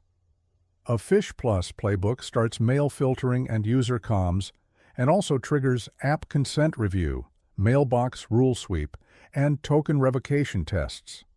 An App Error Plus playbook starts rollback and also triggers key and scope review for build and deploy identities. Each playbook assigns owners for the quiet checks so they do not get lost in chat. Control changes that create new blind spots. During a flood, teams often add allow lists, disable rate limits, or move endpoints. Each change is a risk. Use a short form to record the change, the scope, the time to roll back, and the owner. Store the form in the case. Set a timer to review the change after the loud problem ends. Roll back exceptions quickly. Many breaches spread because a temporary allow list stayed for days. Watch leadership communication patterns. Public updates create pressure. The instinct is to give a single cause. Resist that pressure until the facts are firm. Use language that separates what is known from what is under review. Internally, shield the hunting lane from constant status requests. A single coordinator collects updates and speaks to leaders. The hunters should focus on tests and timelines, not on slides. Use small, fast queries to find the quiet move. In Identity, list new app registrations and new consents in the last 60 minutes. List role grants and removals on backup and storage admins. List step-up bypass tickets. In storage, list reads from vaults and policy edits. In logging, list changes to syncs, retention, and export. In endpoint, list new local admins and disabled protections. In cloud, list service control policy edits and cross-account role assumptions. Put these as saved searches with one click. Do not build complex dashboards in the middle of a storm.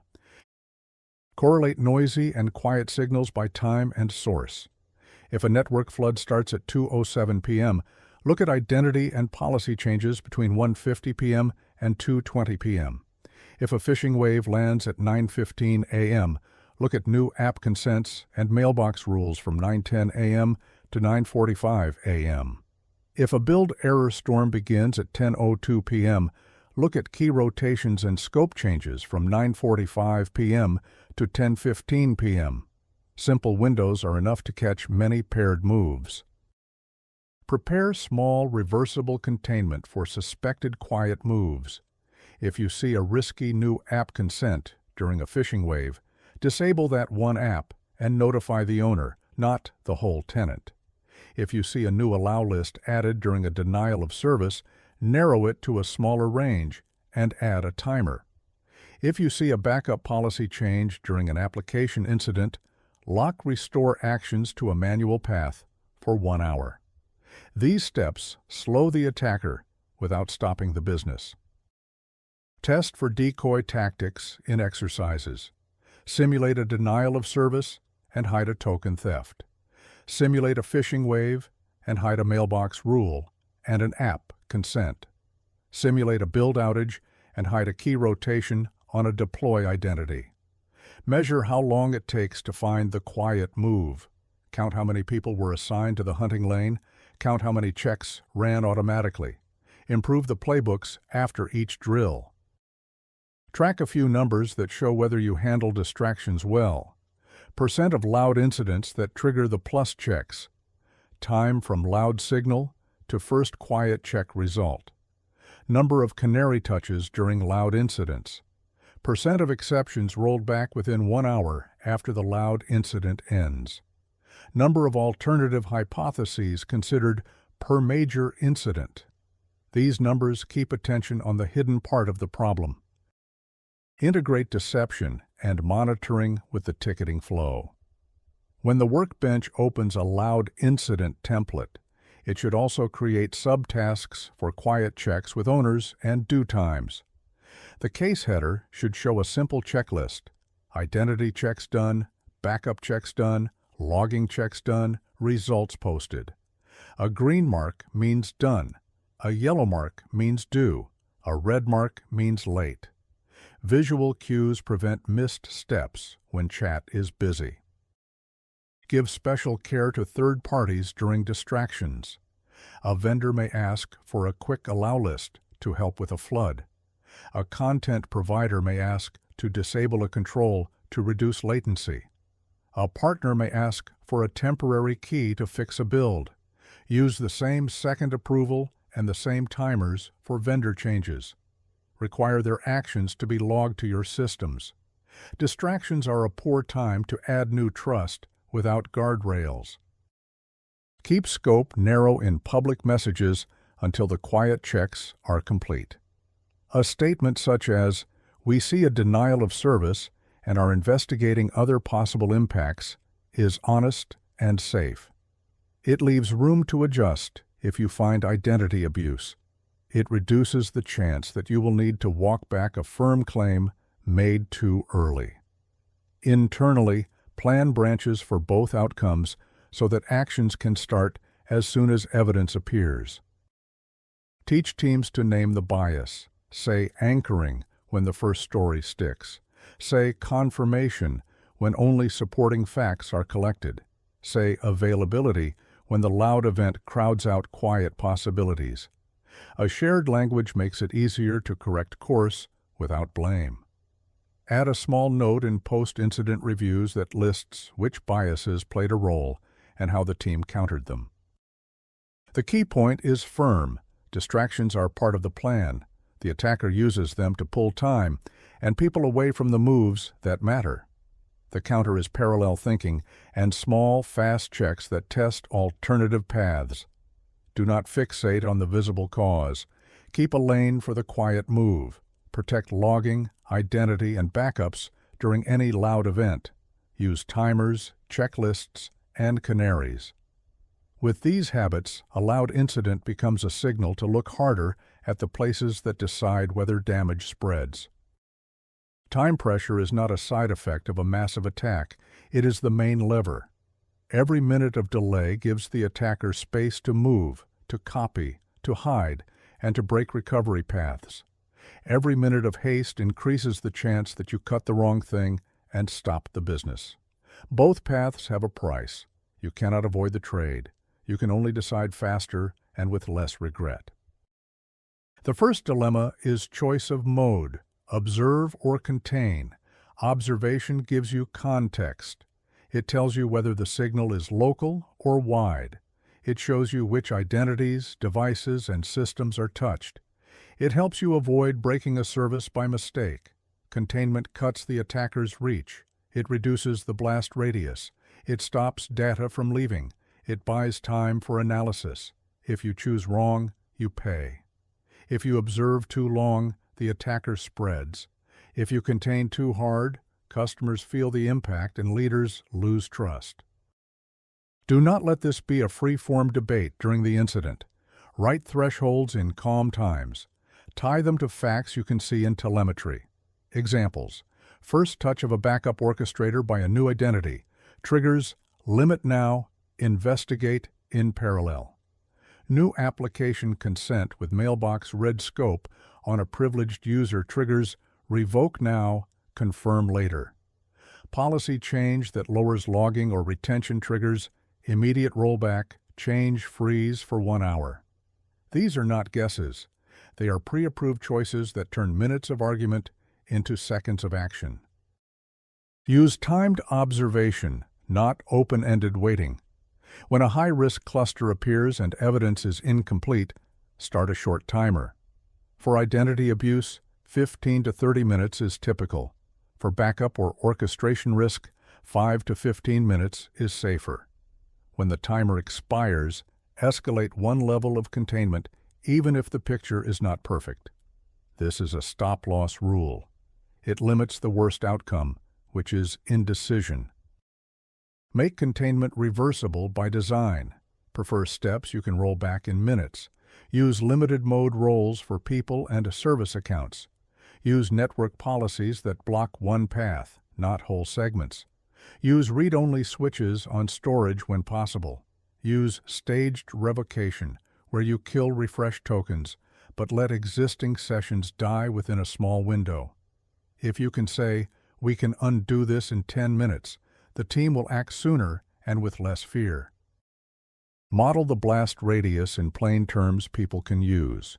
For identities, the fan-out is how many systems this identity can reach in the next hour. For data, the fan-out is how much sensitive content can move in the next hour. For backups, the fan-out is how many restored targets the attacker can poison before you notice. If any fan-out number is high, you shorten the observation timer and push the containment button earlier. Put these numbers on the case header so the decision is not abstract. Split containment by scope so you do not overcorrect. Scope 1 is the identity, revoke tokens, force step-up, remove roles, or disable. Scope 2 is the device, isolate from sensitive networks, require reattestation, or lock local admin. Scope 3 is the application identity, rotate keys, reduce scopes, or move to a quarantine project.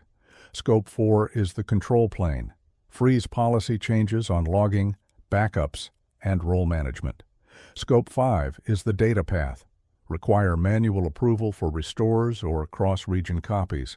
Choose the smallest set that lowers risk fast. Add layers if evidence grows. Use a decision clock for the room. At the top of every half hour, the incident lead states 3 things: what changed, what we believe, what we will do next. 1 sentence each. Then set the next decision point and the timer. This rhythm prevents analysis from spreading without a boundary. It also gives leadership a predictable cadence so they do not interrupt the triage lane every few minutes. Balance business harm with a checklist, not with mood.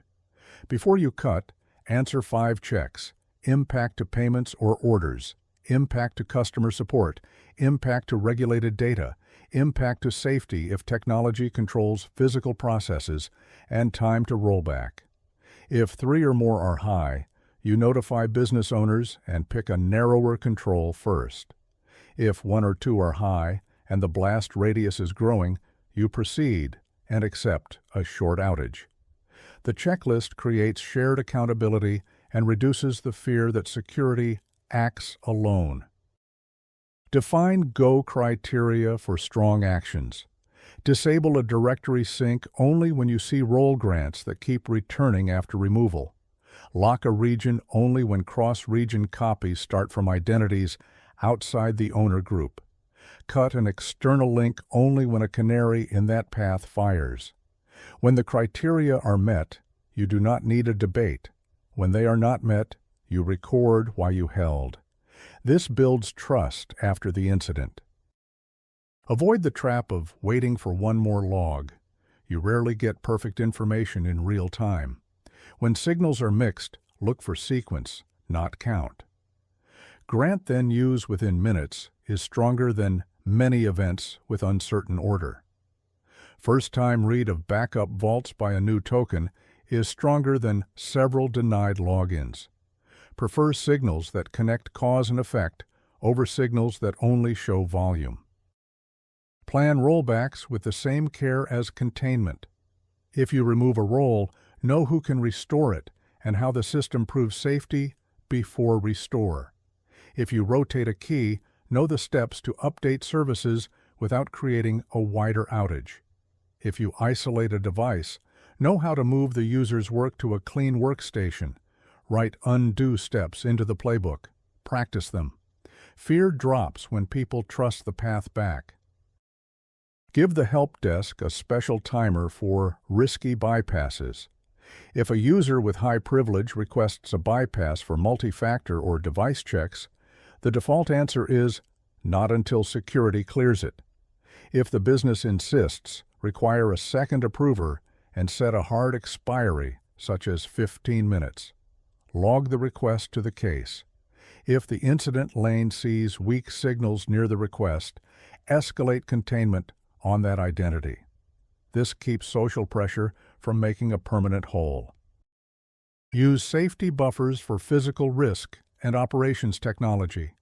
If a control could stop a line or a plant, require a second check by an operations engineer and a safe window for action.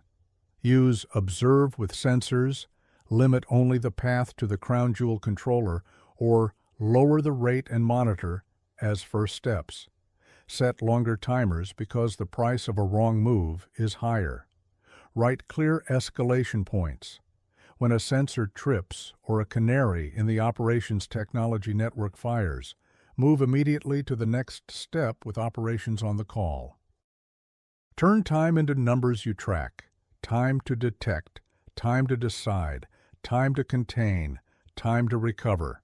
Split by category, identity, endpoint, cloud, backups, and operations technology where applicable. Track the median and the worst 10%. Look at how many decisions met the timer and how many broke it. Look at how many decisions were reversed within 1 hour. Use these numbers to tune thresholds, to argue for more staff at certain hours, and to choose which automation to build next. Pre-allocate risk budget for short outages that protect the whole. For example, the business can accept a 15-minute read-only mode for a file system 3 times per quarter without executive approval if identity risk is high. Or the business can accept 1 hour of manual restore approvals per month during a surge. Budgeting small pains creates space for fast containment without escalation fights. Write tiny, if unclear, do this rules for common patterns. If a new application consent appears on a privileged user and the owner is not reachable within 10 minutes, disable the app and alert the owner. If a backup vault logs a first-time read by a new identity and the owner cannot confirm within 5 minutes, set the vault to deny all restores except a break glass path. If a service principal gains a broad role and there is no change ticket, remove the role and open a case with the team. These default moves reduce paralysis. Train the mind for action under uncertainty. Run drills where teams must decide with partial evidence. Inject conflicting data and late logs. Force a decision at a timer. Review the results. Ask whether the stop-loss step triggered at the right time. Ask whether the rollback was clean. Reward good timing and clean notes, not just perfect analysis. People get better at this with practice. Reduce the cost of a wrong call by localizing controls. Identity quarantine that keeps email and chat up but blocks changes reduces backlash. Network rules that pinch only one route reduce fallout. Storage controls that make writes bounce but allow reads keep the site alive while you check. The smaller the blast of the control, the sooner teams will use it. Keep a clear decision log. Every strong action gets 3 short lines: what triggered it, who approved it, how to undo it. Put the time on each line. Keep the log in the case, not in chat. This is not only for audit, It lets the next shift understand why a system is in limited mode and what needs to happen before it returns to normal. Give the incident lead real authority with guardrails. The lead can trigger pre-approved controls without a meeting when telemetry crosses a threshold. The lead cannot change thresholds or redefine crown jewel lists during the incident. The lead can stop optional work to free people. The lead must update the decision clock and the log. Clear authority removes the freeze that comes from fear of blame. Design the human handoff. When the timer hits and a step must happen, one person speaks and one person executes. The rest stay quiet for 60 seconds. Noise at the moment of action causes slips. After the step, the lead confirms outcome and restarts the decision clock. Small rituals like this cut error at the worst time. Align legal and communication needs with the clock. Some industries require notice within a time window. Some leaders want external messages early. Write templates that fit both outcomes. We are investigating, and we have contained specific actions. Use the decision clock to time updates. For example, a short note every 30 minutes during active containment, then every hour. This keeps pressure from spilling into the analysis lane. The central idea is straightforward. Time pressure punishes hesitation and punishes overreaction. You cannot remove the pressure, but you can make the trade smaller. Pre-agreed thresholds turn debate into action. Timed observation prevents drift. Reversible controls cut fear. Narrow scope reduces harm. A visible decision clock aligns the room. A clean log preserves trust. With these habits, you act fast enough to shrink the blast radius and calm enough to avoid self-inflicted outages. Laws and internal rules shape every move during a massive attack. They are not side notes. They are part of the battlefield. External requirements define what you must report, how quickly you must report it, how you must protect personal data, and how long you must keep records. Internal procedures define who can approve changes, who owns decisions, and how outside partners may act. These limits exist to protect customers and the company. In a crisis, they feel like friction. If you ignore them, you may make the technical problem smaller and the legal problem larger. If you follow them blindly, you may move too slowly. The answer is to plan for them in advance and to encode them into the playbooks so that action and compliance happen together. Start with breach definitions and notice windows. Many jurisdictions require notification to regulators or customers when certain data is at risk. The window can be short. It may be measured in hours, not days. The exact threshold and timer differ by law and by contract. The incident team needs a simple decision tree that maps technical facts to legal triggers. Was personal data involved? Was encryption at rest bypassed? Was a key exposed? Did an attacker access mailboxes? Did logs show reads of health or payment data? The decision tree points to one of three states: no notice, prepare notice, send notice. The state should be recorded in the case and reviewed at fixed times. This removes guessing and last-minute debates. Involve legal counsel early. Attorney involvement helps keep sensitive work under privilege where the law allows it. More importantly, counsel knows the contracts and the regulators. Counsel can weigh the risk of saying too much or too little in an external message. Counsel can coordinate with law enforcement and with insurance partners when needed. Build a small legal channel that receives factual updates on a schedule. Keep the updates short. What happened? What is known? What is unknown? What action is planned next? This keeps legal aligned without flooding the triage lane. Preservation of evidence is not optional. In a rush, teams overwrite logs, change policies, or rebuild servers. Valuable traces disappear. Write a preservation checklist that triggers when an incident crosses a set threshold. Preserve cloud audit logs, identity logs, endpoint telemetry, web server logs, mail logs, and backup controller logs. Preserve snapshots of key systems. Preserve memory captures when feasible. Preserve copies of suspicious binaries and scripts. Store all evidence in a tamper-resistant location with access control and write-once settings where possible. Record chain of custody for each item, who collected it, when, from where, with what tool, and where it was stored. Use standard forms. Evidence that cannot be traced is weak in court and weak in an insurance claim. Protect personal data during the investigation itself. Analysts need to read logs and sometimes content. Avoid broad exposure. Use tools that mask personal data by default and reveal only when necessary with an approval.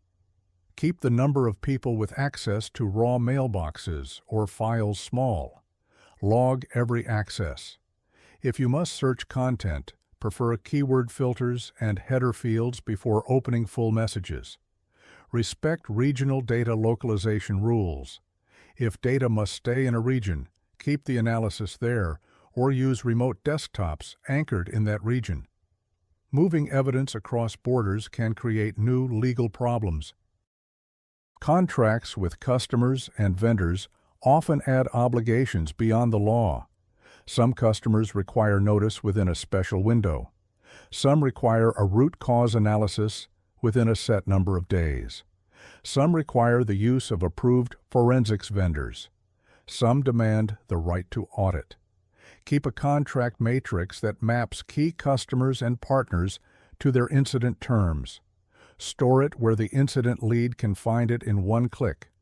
When a case involves a system tied to a key customer, the matrix tells you who to notify and when. This prevents accidental breaches of contract during a chaotic day. Insurance policies have conditions too. Cyber insurance may require that you notify the carrier early, use specific vendors, and obtain consent before engaging in negotiations with attackers. It may forbid certain payments or require sanction screening. Assign one person to handle insurance communication through legal. This is boring work and easy to forget. Forgetting can void coverage. Add carrier notified to the decision clock checklist. Internal approvals can slow action if they are not tuned for crisis. Normal change management expects tickets, peer review, and scheduled windows. During an attack, you cannot wait for the next board. You need a thin emergency path with predefined powers and limits.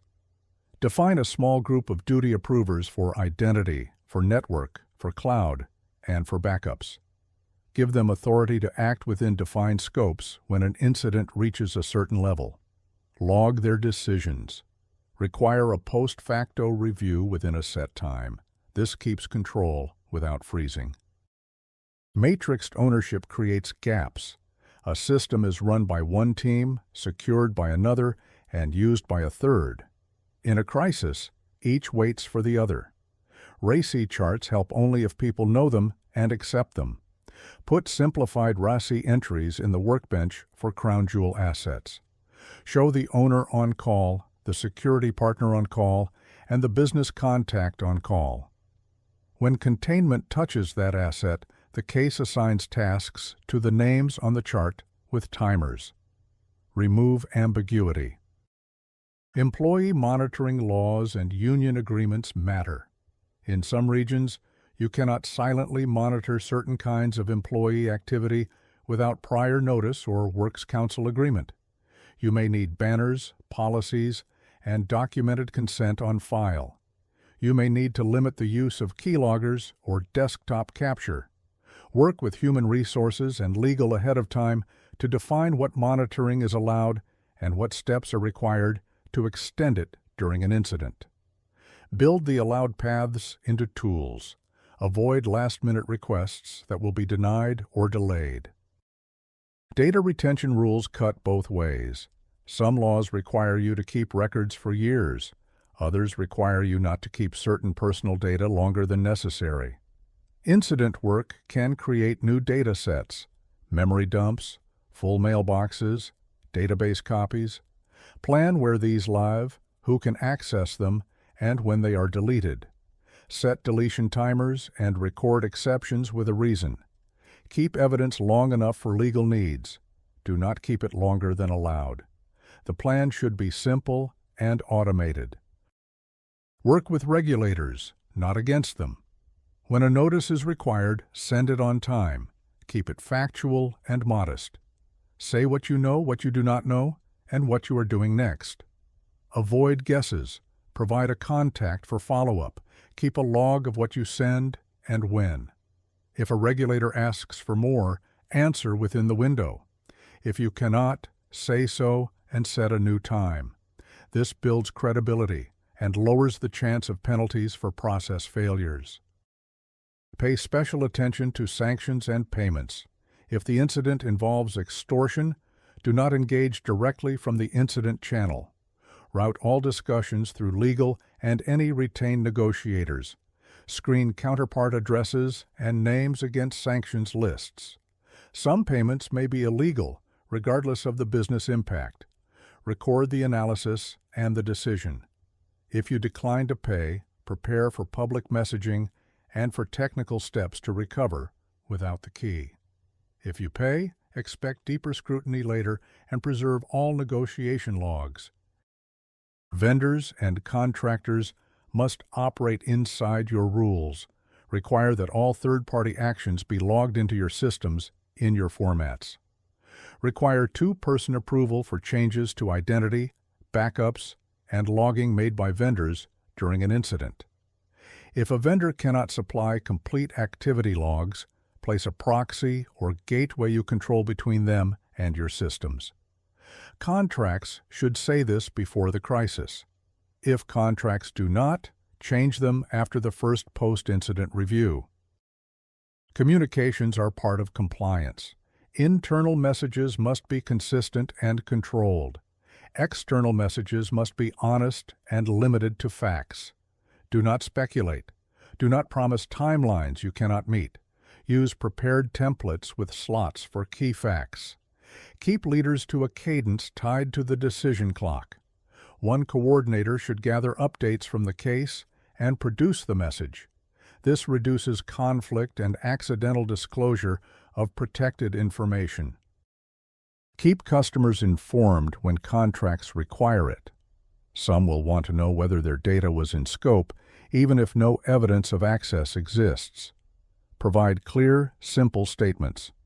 If you cannot rule out access, say that you are still investigating and list the controls that reduce risk. Offer steps they can take now, such as resetting credentials or monitoring transactions. Keep a record of who was notified, when, and what was said. This becomes important when auditors review the event. Prepare the paperwork before you need it. Chain of custody forms, evidence labels, notification templates for regulators and customers, internal go-no-go checklists for strong actions, approver lists with backups, outside counsel retainer letters, forensics vendor statements of work, insurance claim intake forms, sanctions screening procedures. These are all boring until the day they are urgent. Having them ready turns hours of scrambling into minutes of execution. Train people on how to write defensible notes, short, clear, factual. Use the same verbs. Record time, action, actor, and reason. Avoid jokes and opinions in case records and official chat. Assume that everything written may be read by others later. This is not fear, it is discipline. Good notes protect the team and make learning possible.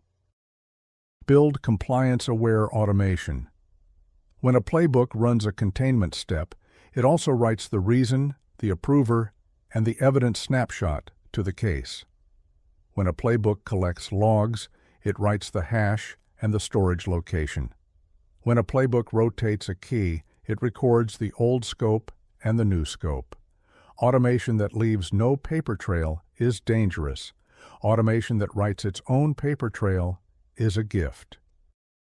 Create a small separation between investigation and operations when needed. An investigation enclave can analyze copies while operations keep systems running. The enclave uses its own accounts and tools with no write access to production.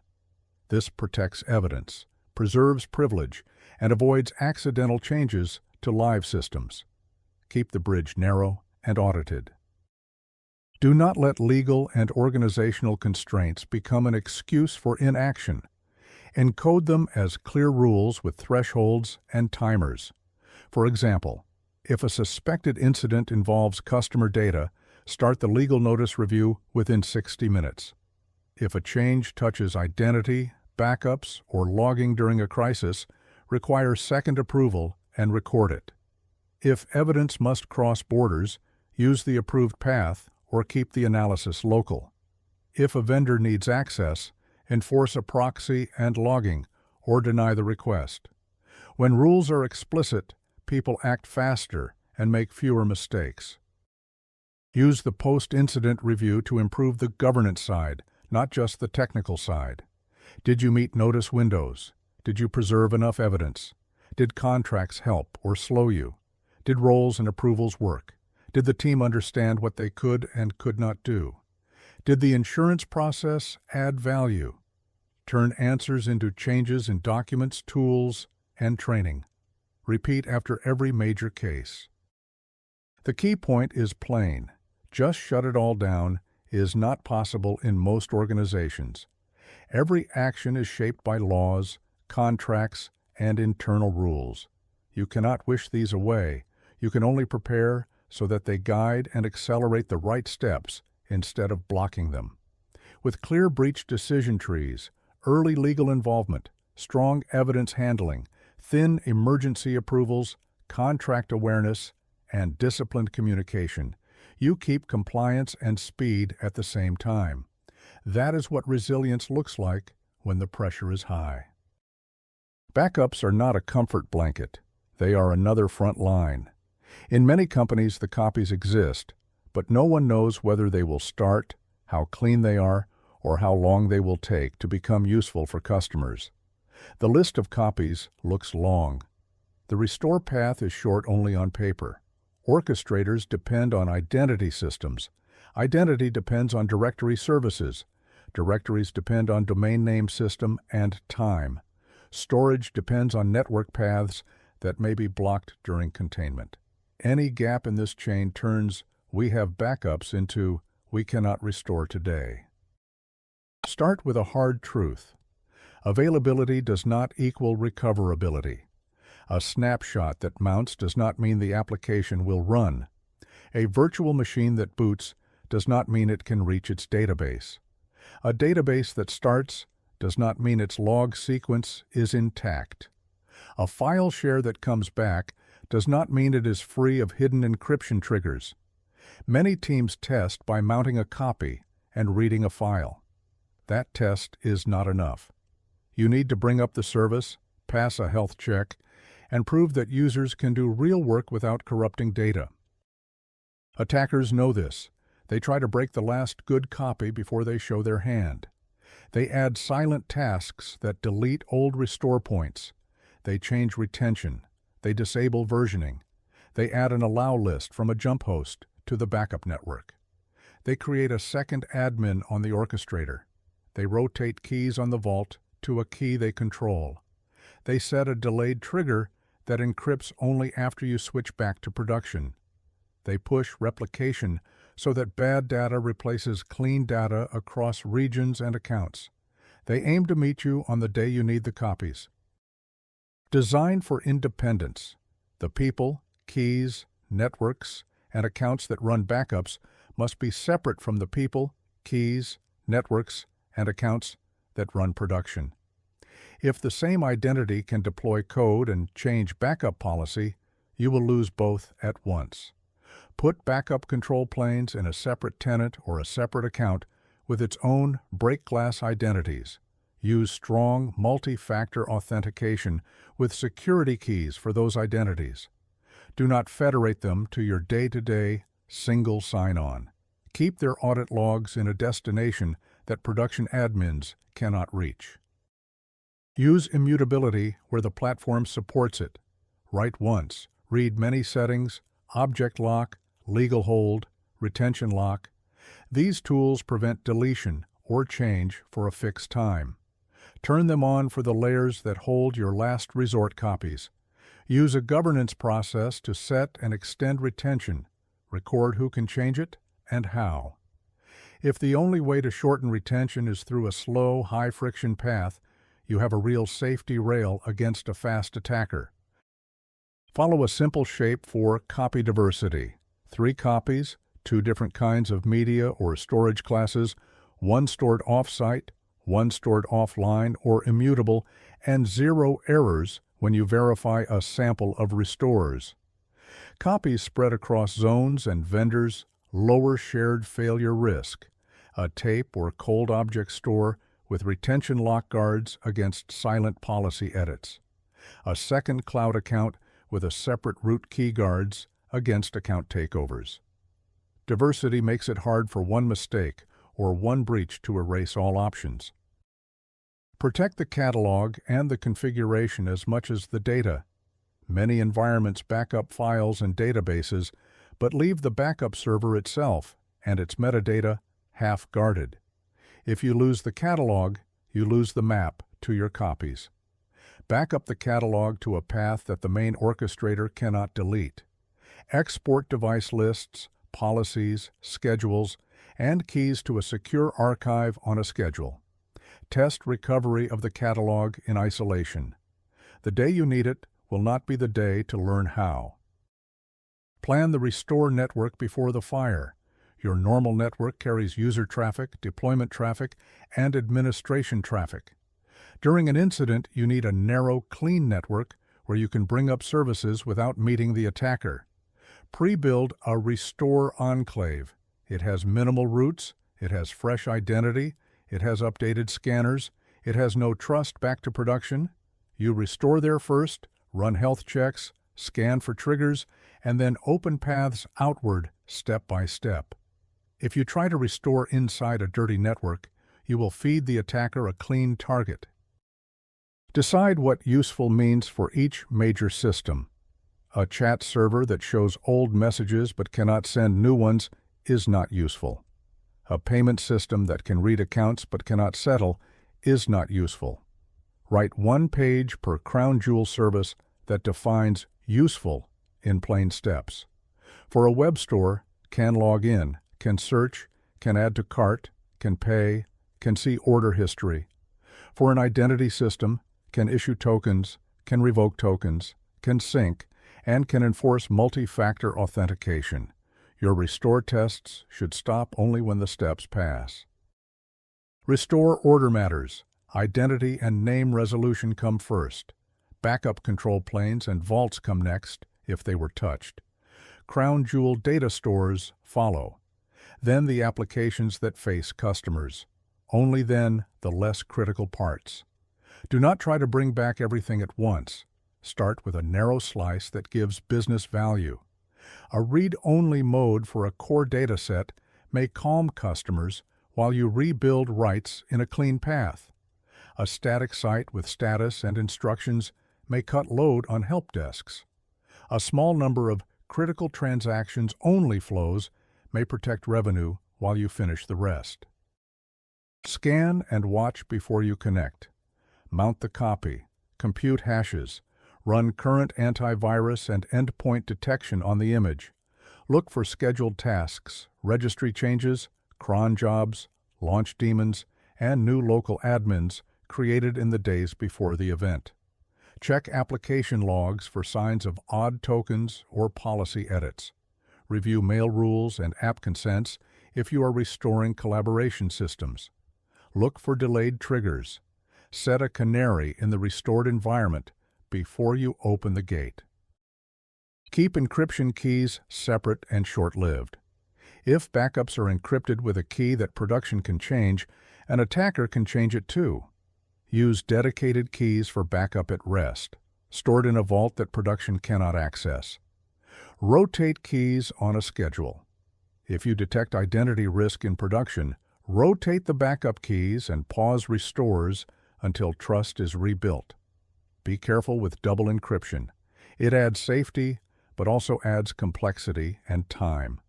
Document the path to the key for every layer so that a tired engineer is not blocked by guesswork. SaaS is not magic. Cloud email, files, and chats need their own backup plans. Provider replication and recycle bins are not the same as backups. Use tools that pull copies into a separate tenant or vendor with their own identity and retention. Test restore of a mailbox, a team site, a chat history, and a calendar. Test search and export flows, since legal and compliance will need them during and after the incident. Know the rate limits. In a crisis, throttles slow you down. Databases need more than snapshots. Point-in-time recovery works only if logs are complete and not tampered with. Protect log shipping paths. Protect replication. Keep a copy of logs in a bucket that the database service cannot delete. Test recovery to a specific minute. Verify data integrity after recovery with application-level checks, not just database checks. If you rely on managed database services, learn the provider's restore timelines and limits. Build a cushion into your plan. Measure recovery with numbers that matter to users. Time to first useful service, time to full capability, percent of restores that pass health checks on first try, percent of copies that fail to mount, number of false clean restores where malicious changes fired after go live, mean time to roll back a bad restore. These numbers describe reality better than "we have X copies." Track them and improve them. Practice like it is a bad day, not a lab day. Run drills where identity is under suspicion. Can you restore without trusting tokens from production? Run drills where network paths are narrowed. Can you move images to the enclave fast? Run drills where logs arrive late, and some checks must happen after you go live. Run drills where you discover that yesterday's last good copy holds a silent trigger. Count minutes to detect it and to switch to the previous point. Record the steps that took the longest and remove friction. Choose containment steps that protect recovery while you fight. When identity risk is high, deny any new restore action that comes from production identities. When you see edits to backup policies, lock the vault and require two-person approval for any restore. When a flood is active, reserve bandwidth for backup replication and logging. When a phishing wave is active, freeze new app consents on backup tenants. Small gates keep the path home intact. Harden the people side. Only a few known staff should have rights to change backup policy, start restores, or unlock immutability. Use per-restore approvals with a timer. Record who requested, who approved, and why. Use a standard reason list: ransomware containment, data corruption, test, legal hold. Attach evidence snapshots to the case. After the crisis, review every restore and every policy change for gaps. Plan for restore without reinfection. Do not return a machine into the same domain that was compromised. Do not accept old tokens into the restored service. Do not reuse old service principal secrets. Do not sync with directories until you trust them. Do not mount old shares with write access. Build bridges that check and translate, not tunnels that repeat old mistakes. Expect partial loss and plan how to speak about it. Sometimes the last clean copy is older than contract's promise. Sometimes logs do not cover the exact window you need. Sometimes a small set of records is lost. Have a clear, simple path for calculating the gap, for filling it from other sources where possible, and for explaining it to leaders and customers. Honesty and speed reduce the second wave of damage. Keep an eye on cost while you add safety. Immutable storage and extra accounts cost money. So do drills. Use your recovery metrics to argue for budget. Show how minutes to useful service drop after each improvement. Show how the rate of false clean restores drops after you add scanning and enclaves. Security wins budget when it proves value in time saved and outages avoided. Quick wins help this month. Turn on versioning and retention lock on object stores that hold snapshots. Add a rule that prevents deletion of backup buckets for a fixed time. Move the backup catalog to a separate locked path. Add a small daily job that tries a file-level restore and a weekly job that brings up a small service in the enclave. Add a banner in the workbench that flags any incident touching backup controllers or vaults as high risk by default. The core idea is simple. If your copies are not independent, verified, and practiced, containment loses meaning. You will not dare to cut because you do not trust the path back. Build independence into identities, networks, and keys. Use immutability to keep the last clean point safe. Test restores to useful, not to mounted. Stage in a clean enclave. Scan before you connect. Decide restore order by business value. Measure, drill, and remove friction. Then, when the day is bad, you can act with confidence because the way home is real. Trust is not a fixed state. It is a set of choices you renew every day, often without noticing. Modern systems depend on thousands of outside parts, libraries, container images, drivers, cloud services, update channels, build tools, and vendor accounts. Each part is a path into your environment. Each part can fail or be used against you. In a massive attack, the supplier path is attractive because it gives the attacker leverage. One change in one place can spread to hundreds of systems before anyone sees it. Think about normal work. Developers add a new library from a public package feed. Operations pulls a new container image from a registry. The desktop team installs a driver update signed by a trusted vendor. The build system runs an action from a community repository. A contractor connects through a support portal and pushes a fix. None of this looks odd. All of it happens under the banner of trusted. This is why supply chain attacks work. The signals are clean. The actions look like maintenance. The path bypasses many front door controls. The damage multiplies because chains fan out. A tainted dependency lands in 10 services. A poisoned image lands in every cluster. A stolen key signs clean updates for weeks. A vendor's jump account has access to 10 networks. A shared tool pushes a configuration to front ends and to backup controllers at the same time. When you finally notice, the blast radius is bigger than a single host or a single account. It is a family of systems that all accepted the same gift. Attribution is harder along these paths. A log shows a signed update.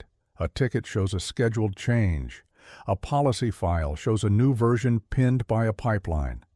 Was the change malicious or a normal upgrade that carried a hidden payload? Was the actor inside your company or upstream at the supplier? Was the key stolen or misused by a rogue maintainer? Clear answers take time, and time is the resource you have the least of during a live incident. Do not treat trusted as binary. Treat it as scoped, verified, and reversible.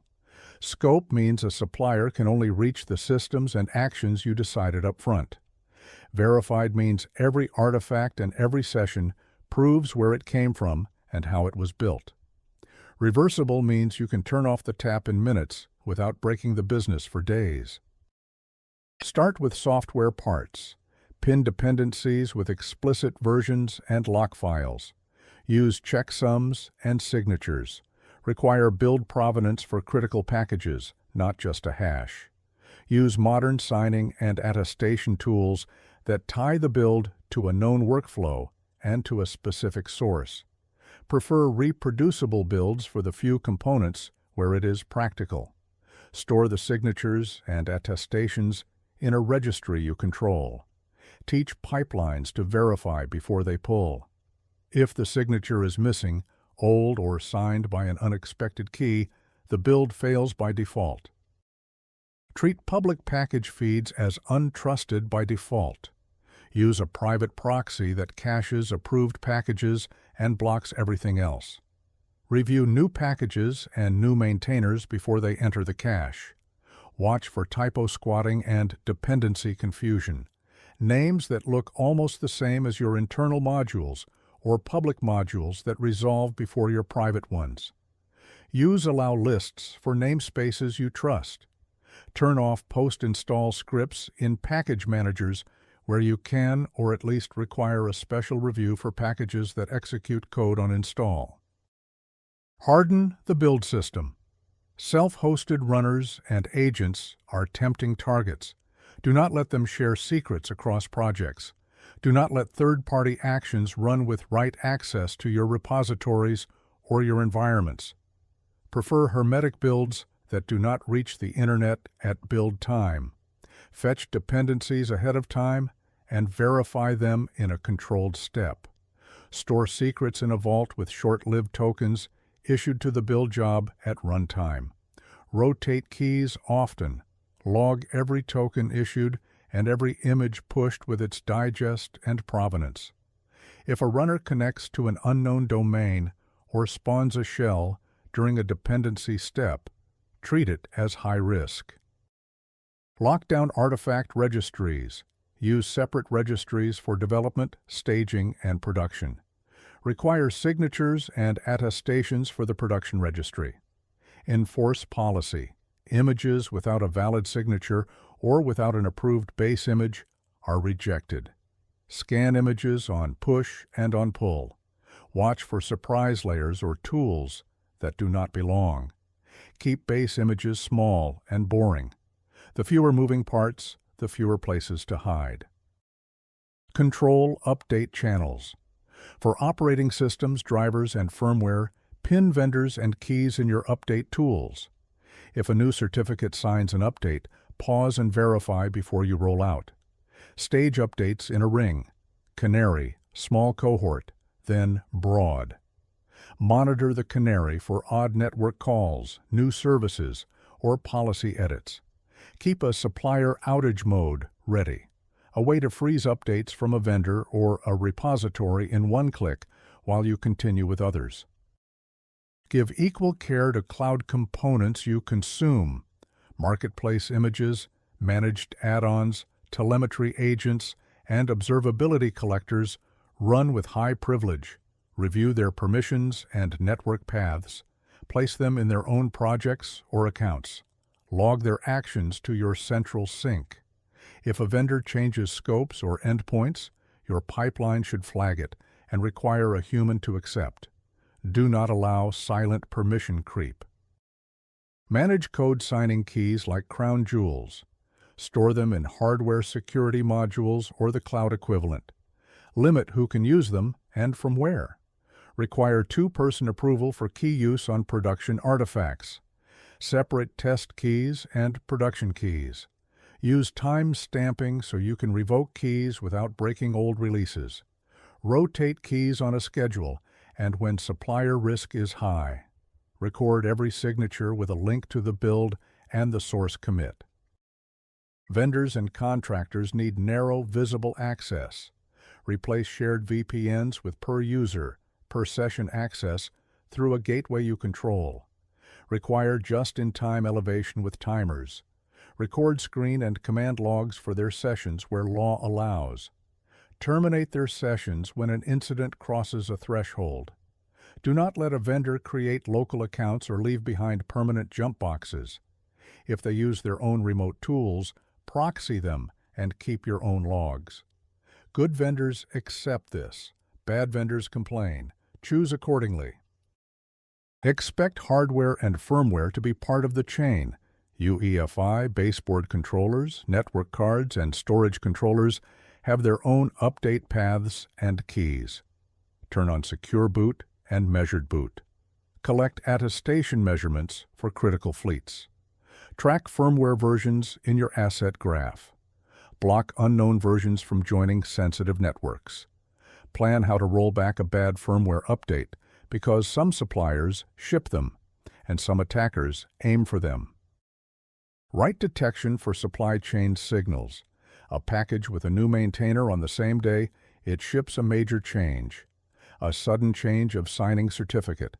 An update that adds network calls where none existed. A build step that starts to reach the internet. A registry image that gains a new layer from an unfamiliar base. A third-party tool that requests broader scopes. A vendor session from a new country. A sudden rise in cross-account role assumptions tied to a marketplace add-on. These patterns are visible if you watch for them. Build quarantine for updates. When a feed or a vendor looks risky, pause pulls, keep current versions running, and open a small window to ship only emergency security fixes with extra checks. Announce the mode change to engineering so they do not drift into new dependencies by habit. Use a checklist to exit quarantine. Supplier statement reviewed, keys verified, hashes match, canary clean for a set time window. Bake supplier terms into contracts. Require prompt notice of security issues. Require a software bill of materials for critical products. Require signed artifacts and build provenance for the parts you install. Require evidence of multi-factor authentication for their admin access. Require that their staff use phishing-resistant factors for privileged roles. Require that they log their actions to your systems. Set timers for how fast they must rotate keys and revoke access after staff changes. Put penalties in writing. Contracts are boring until the day they save you time. Plan the hard call. When to cut a supplier channel. Cutting breaks features and schedules. Not cutting can spread a breach. Write go criteria up front. If a supplier loses control of their signing keys and cannot prove recovery, you cut. If a vendor refuses to provide logs of their actions during an incident, you cut. If an update path starts serving unsigned or differently signed artifacts, you cut. When the criteria hit, you act without a 3-hour debate. Use numbers to steer. Percent of crown jewel apps with a current software bill of materials. Percent of production images with valid signatures and provenance. Median time to freeze a vendor or feed after a risk alert. Percent of third-party sessions with full command logs. Percent of build steps that are hermetic. Number of packages from public feeds in production without allow list approval. Number of transitive dependencies per service, and the top 10 outliers. Publish these and improve them. Practice the supplier scenario. Run a drill where a popular package turns malicious. Can you find every place it lives? Can you stop builds from pulling it? Can you replace it with a known good version or an internal fork? Run a drill where a vendor key is stolen. Can you block their sessions in minutes? Can you see what they did last week? Can you keep the business running without them for a day? Run a drill where a container base image gains a risky tool. Can you stop deploys until a clean base is approved? Count minutes. Remove steps. Give engineers a simple path to do the right thing. A one-click request to add a new dependency to the allow list with an automatic scan and a short review. A template for publishing a software bill of materials with every release. A linter that blocks unsafe package scripts. A build rule that fails on unsigned artifacts with a clear message. If the safe path is the easy path, the culture shifts. Keep a small watch list for upstreams that matter most. The top 10 libraries by reach. The top 5 container bases. The top few vendors with admin rights. Subscribe to their security feeds. Mirror their artifacts. Verify their keys monthly. Run a quick health check on their update channels. This takes little time and catches many issues before they land in your core. The core point is blunt. A trusted channel can become an attack path at any time. The only safe model is one where trust is narrow, proven, and easy to revoke. Pin and verify what you pull. Demand provenance for what you ship. Isolate builds and registries. Guard signing keys like treasure. Make vendor access just in time and fully logged. Write clear criteria for when to pause or cut a supplier. Measure the parts that matter and drill the hard moves. Then a supplier issue becomes a contained event, not a company-wide breach. Industrial and operational technology runs on different rules. The stakes are physical. A wrong command can damage equipment, spill chemicals, or stop a plant. Many systems are old. Many protocols were designed without security in mind. Patching is slow because windows for change are short. Safety is the first goal. Security steps must work inside that rule. The environment is layered. Sensors and actuators talk to controllers.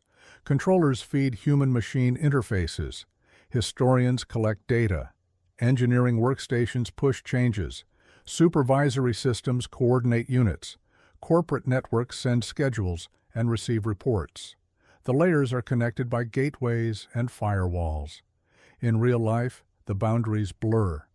Temporary paths become permanent. A remote access box sits in a cabinet, and nobody owns it. A shared account stays for years because it runs a legacy task. The attacker looks for these seams. Protocols are chatty and trusting. Many sites still use field buses and application protocols that do not encrypt or authenticate by default.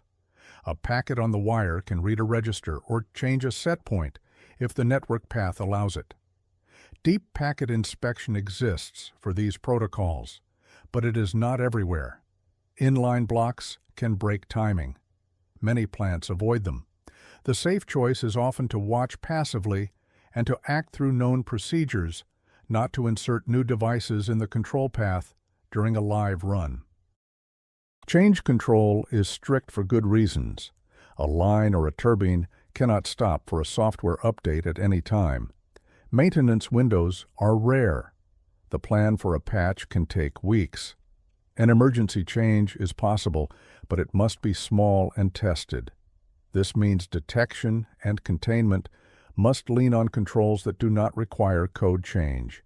Network rules, account rules, physical access, switchovers to standby equipment, rate limits on commands. The playbooks must list only steps that the plant manager can accept during production. Observability is uneven. Some plants have detailed logs at the network edge and in the historian. Others have gaps. A pressure spike appears. A motor trips. The log shows only a generic alarm without a clear command history. In many sites, engineers rely on their eyes and on the trend lines. They notice that a value moved faster than normal. They notice that a set point changed and then changed back. Security teams must learn to speak this language. A temperature incident without clear logs is a real signal. It needs a path to become a ticket, even when the usual fields are missing. The first principle is separation that still allows work. Keep business systems and control systems on different networks. Use a demilitarized zone between them.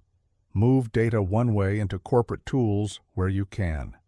A data diode reduces risk. When two-way control is required, limit it to a few hosts that are patched, locked down, and monitored. No direct peering from laptops to controllers. Remote access must land on a jump host in the demilitarized zone, and from there to the control zone with session recording. Asset knowledge is the base. Build a list of controllers, human-machine interfaces, engineering workstations, historians, and gateways. Record make, model, firmware, and function. Record which line or unit each device controls. Record network address, rack and slot, and cabinet location. Record who can log in and how. Record which accounts are shared and where a vendor has access. This list must be alive. A device that does not report for a day is a signal. A new device that talks on a control network is a signal. A controller that changes scan time is a signal. Detection focuses on behavior and on configuration change. Watch for new programming sessions to controllers. Watch for downloads to logic. Watch for edits to set points outside normal ranges. Watch for mode changes from run to program. Watch for write commands to safety instrumented systems. Watch for historian outages that hide trends. Watch for engineering workstation processes that start at odd hours. Many of these can be seen at the network layer without logs from the device. If you have in-device logs, collect them on a schedule and keep them safe. Containment steps must not create new hazards. Do not reboot a controller during a live run. Do not push a new policy to a switch that carries protection relays while power is flowing. Do not block a safety channel. Prefer observe with sensors and narrow the path to cut hard as a first step. Reduce the rate of remote commands. Limit who can send them. Freeze new programming sessions. Require local approval at the panel for any mode change. Move a noisy gateway into a quarantine network that still passes read-only traffic so operators can see trends. People and roles are different in this world. A control room operator keeps the process inside limits. An instrument technician knows the cabinets and the loops. A process engineer knows why the temperature rises before the pressure does. A security analyst may not know these patterns. This is normal. The answer is a blended team. During an incident, a small crew sits together or on a dedicated bridge. One operator, one engineer, one security analyst, one network person. The operator tells what the plant feels. The engineer translates to causes. The analyst maps it to identity and network. The network person executes narrow changes. The plant manager approves each step. Write playbooks that start with safety. The first page is a checklist. Alarms working, interlocks armed, manual controls ready, radio channel open, emergency stop path clear. The second page is a list of low-risk checks, new sessions on controllers, set point edits in the last hour, new routes in control switches, historian logs missing, vendor jump host active. The third page is narrow controls that slow an attack without touching the process. Disable new remote desktop sessions to engineering workstations. Require 2 people to approve a controller mode change. Freeze write commands from the business side. Lock new app installs on human-machine interfaces and raise logging on gateways. Time runs at a different speed. A fast change to a cyber control can produce a slow and dangerous physical drift. The team must watch trends for minutes after a step. The timer for decisions is longer. The thresholds for action are different. A canary event in information technology can trigger a block in seconds. A canary in operational technology triggers a check first and a narrow block next. A full block comes only when a safe condition is met or when the process is already in a safe stop. Vendors are part of the path. Many systems require vendor tools to diagnose or to make changes. These tools often use old protocols and fixed credentials. The contract must require per-user accounts, session recording, and change logs. The jump host must enforce this. A vendor session from a new country is a red flag. A vendor request during a plant upset is a red flag. Approvals must be separate from the team that is fighting the incident. Record requests and decisions with times and names. Backups in operational technology are different. You need copies of controller logic, of human-machine interface configurations, of historian schemas, and of engineer workstation images. Keep these copies offline and tested. A logic restore is not a file copy. It is a precise act with a risk. Practice it on a spare controller before you need it for real. Keep a printed runbook in the cabinet for the few steps that must work when networks are down. A list of set points for manual control is useful when systems are unstable. Visibility tools must be passive by default. Mirror ports and taps feed deep packet inspection sensors. The sensors parse protocol fields and raise an alarm when they see a change outside baseline. Place sensors at the demilitarized zone, at key junctions in the control network, and next to safety systems. Do not block traffic with these sensors. Let them watch and write to the case. If a block is needed, use a rule on a known firewall, not an inline unknown box. Clocks must be in sync across both worlds. A control system event at a certain second must line up with an identity event or a network event in the business world. Use time protocols that the devices support. Many devices prefer simple and stable time. Keep time servers close to the control zone. Do not depend on the internet for time in the plant. Record skew and show it in the timeline so that people know the margin of error. Prepare read-only first response. When telemetry suggests a breach, the first act is to protect view, not to change behavior. Ensure that the historian keeps receiving data. Ensure that the operator screens stay live. If you must lower traffic to reduce risk, do it in a way that preserves monitoring. A blind room cannot make safe choices. Read-only first response buys the minutes to think. Treat engineering workstations like crown jewels. These machines change controller logic, lock down software installs, remove internet access, remove email, allow updates only from a known source in the demilitarized zone, use multi-factor authentication for admin sessions, use separate accounts for programming and for viewing, record screens during programming sessions where law allows it. Back up the workstation images after each approved change.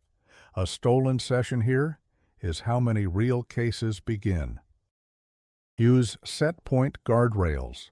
Define allowed ranges for key variables. The control system should refuse a command that tries to jump far outside normal limits without a local override. The guardrails should log every refusal with time and operator ID. The log should flow to both the historian and the security case. This is not new technology. It is a configuration choice that turns a silent attack into a visible event. Add canaries that fit this world. A dummy controller address that should never see a programming session. A decoy logic file that is never used. A fake vendor account that is disabled by default. Any touch is a strong signal. Do not place active honeypots that could confuse an operator. Keep canaries simple and safe. Segment by criticality inside the control zone. Not every panel needs the same protection. Lines that can damage equipment or harm people need the tightest rules. Put them in their own network slice. Limit peers. Allow only a few engineering workstations to talk to them. Route their logs to a separate sync. When a broad incident hits the site, protect these slices first. Recovery must honor process. If you must restore logic, do it in a planned sequence with process engineers on the call. Verify the checksum of the logic file. Verify the version against the historian. Document the change. After restore, watch the trend lines until the process is stable. Only then move to the next unit. If the incident suggests that logic was altered, compare the running logic to the last approved version on every controller in scope. Record differences and act in a measured order. Metrics should reflect safety and speed. Time to confirm an engineering workstation change. Time to freeze new programming sessions after a risk alert. Percent of controllers with current offline logic backups. Percent of vendor sessions recorded. Percent of control links that are read only into the business side. Number of set point guardrails configured, and number of refusals logged per quarter. These numbers show whether the plant is safer this month than last month. Exercises must be joint. Run a drill where a controller reports a mode change at an odd time. The operator reports the process effect. The engineer checks the logic. The analyst checks identity and jump hosts. The network person narrows a path without cutting view. Time the steps. Repeat until the flow is smooth. Run a drill where the historian goes dark. The team routes a copy feed to a backup historian and keeps the control room informed. Run a drill where a vendor asks for urgent access during a plant upset. The approver follows the script and says no until the plant is safe. Communications need discipline. The control room speaks in clear, short statements. The incident lead uses the same cadence as in other domains, but accepts longer timers for safety steps. Leaders get updates on both safety and security in one place. External messages avoid process detail, but state truthfully that operations are safe and that checks continue. The culture must respect both crafts. Security does not lecture operations on safety. Operations does not dismiss security signals as just IT. The team builds trust by small wins, a narrow rule that blocks a risky session without slowing the line. A clean note that helps an engineer explain a trend after the fact. A joint post-incident review that changes a real step in a cabinet, not only a dashboard. The core point is steady. In operational technology, speed is limited and the cost of a wrong step is high. The right answer is not to move slow. It is to prepare controls that are safe to use fast. Separation with visibility. Passive monitoring that sees real commands. Narrow, reversible blocks. Engineering workstation hygiene. Vendor access that is recorded and temporary. Logic backups that are offline and tested. Shared playbooks that start with safety and end with clean notes. With these in place, a massive attack meets a system that bends but does not break, and people who act with care and confidence. People are the system. Tools help, but people carry the load, make the calls, and feel the pressure. In a massive attack, the human limits arrive first: sleep debt, tunnel vision, split attention, and decision fatigue. You cannot remove these limits. You can design around them so the team stays precise longer than the attacker stays fast. Start with roles that are simple and steady. One incident lead runs the clock, sets the next decision point, and chooses the lane focus. One conductor manages queues and staffing. One scribe writes the case notes and keeps the single source of truth current. One communications lead prepares updates for leaders and customers. One skeptic challenges the main story every 30 minutes and runs small tests for alternative paths. One liaison coordinates with legal and external partners. Everyone else works cases. These roles reduce chatter and stop invisible work. Protect attention with lanes. Keep 2 lanes at minimum. The fast lane handles high-risk clusters with strict timers and playbooks. The cold lane samples low-risk items and looks for drift. When load surges, keep the fast lane staffed and throttle the cold lane. Publish the rule for switching. People should not debate. They should know which lane they are in and for how long. Use a decision clock. At the top of each half hour, the lead says 3 short lines: what changed, what we believe now, what we do next. Then the timer resets. The clock prevents endless analysis and constant interruptions. It also gives leaders a predictable update cadence so they stop asking for ad hoc status every few minutes. Make handoffs a ritual. The person leaving writes 3 sentences in the case: what we see, what we think, what we will do next, each with a time. They tag owners for the next steps. They speak for 1 minute to the new lead. Then they mute and step away. The person arriving reads the header, the last notes, and the timer before touching anything. This small rhythm avoids lost threads and duplicate actions. Cut chat noise. 1 channel per incident. No screenshots without a link to the case. No decisions in private messages. Use fixed prefixes: fact, hypothesis, action, question, blocker. Keep jokes and side talk out of the incident room. They live in a social channel. This is not about tone. It is about searchability. Clean language and tags make later review and live work faster. Rotate by plan, not by pain. Night shifts and surges hurt judgment. Use short rotations in the fast lane, 45 minutes on, 15 minutes off. Enforce a hard cap per person for high-intensity work in a day. After the cap, they move to the cold lane or go off duty.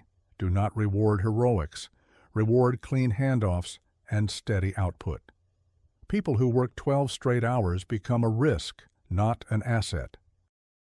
Build a surge bench. Name a small group from engineering, operations, cloud, identity, and backups who can join within 30 minutes when a level rises. Train them on the workbench and the 3-sentence notes. Keep their laptops ready with the same access paths. Pay for the readiness. Do not improvise a bench at 2 a.m. Use micro resets. Every hour, the lead calls a 90-second pause. Close your eyes, stand up, drink water, stretch. Then read the case header again before acting. These tiny breaks recover attention. They cost less than one mistake you will spend 10 minutes undoing. Pair on high-risk steps. No one disables an identity, isolates a core device, rotates a key, or changes a backup policy alone. 2 people see the case, agree on the reason, and confirm the undo path. Then one executes and the other watches for impact and updates the log. Pairing slows the action by seconds and reduces error by orders of magnitude. Make the workbench do more of the thinking. Pre-fill enrichment. Show the last 10 actions for the identity and the device. Show role, multi-factor status, device health, data classification, backup status, and recent risky events at the top. Add hotkeys for close, watch, contain, and for choosing the playbook. Show known source time skew. Show a watermark time for data completeness. Every click removed is a unit of attention saved. Create cognitive aids. A first 5 minutes card for the fast lane, a contain or observe threshold card by category, an if unclear do this card with default moves and timers, a quiet checks during loud events card, a rollback steps card for identity, device, app, and backup changes. Keep them next to the keyboard and in the workbench. People reach for the card they can see, not the document they cannot find. Train on the work, not only on tools. Run drills that simulate late logs, tool outages, conflicting signals, and leadership pressure. Force a choice at the timer. Require 3-sentence notes. Review decisions, not just outcomes. Ask whether the stop-loss rule triggered on time.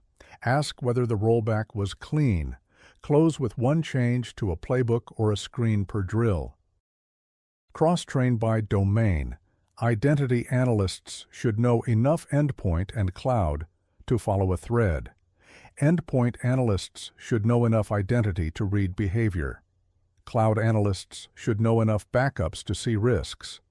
Operations engineers should know the case record and the decision clock. This reduces not my system stalls during a live move. Limit cognitive load with smaller queues. Group duplicates before people see them. Score clusters, not lines. Route by entity. One person owns identity A plus device B across tools until a decision is made. Ownership keeps context. Context keeps speed. Stabilize night work. Use a night shift first mindset in design. Fewer clicks, fewer screens, fewer exceptions, bigger fonts, dark mode that is legible, hotkeys for common actions, and canned updates that pull from the case. Give the night shift a direct line to a senior approver. Do not make them wait for daytime committees. Control the environment. a quiet room with stable light, a second screen for the workbench and the timeline, a good headset. No open office during a surge, water and simple food nearby, short walks during breaks. These basics sound small until the 5th hour of a real incident. Keep a single source of truth. The case record is the truth. Everything else links to it. The scribe writes actions, reasons, approvers, and times. The lead copies short updates from the case to leaders on a set cadence. If a fact is not in the case, it did not happen.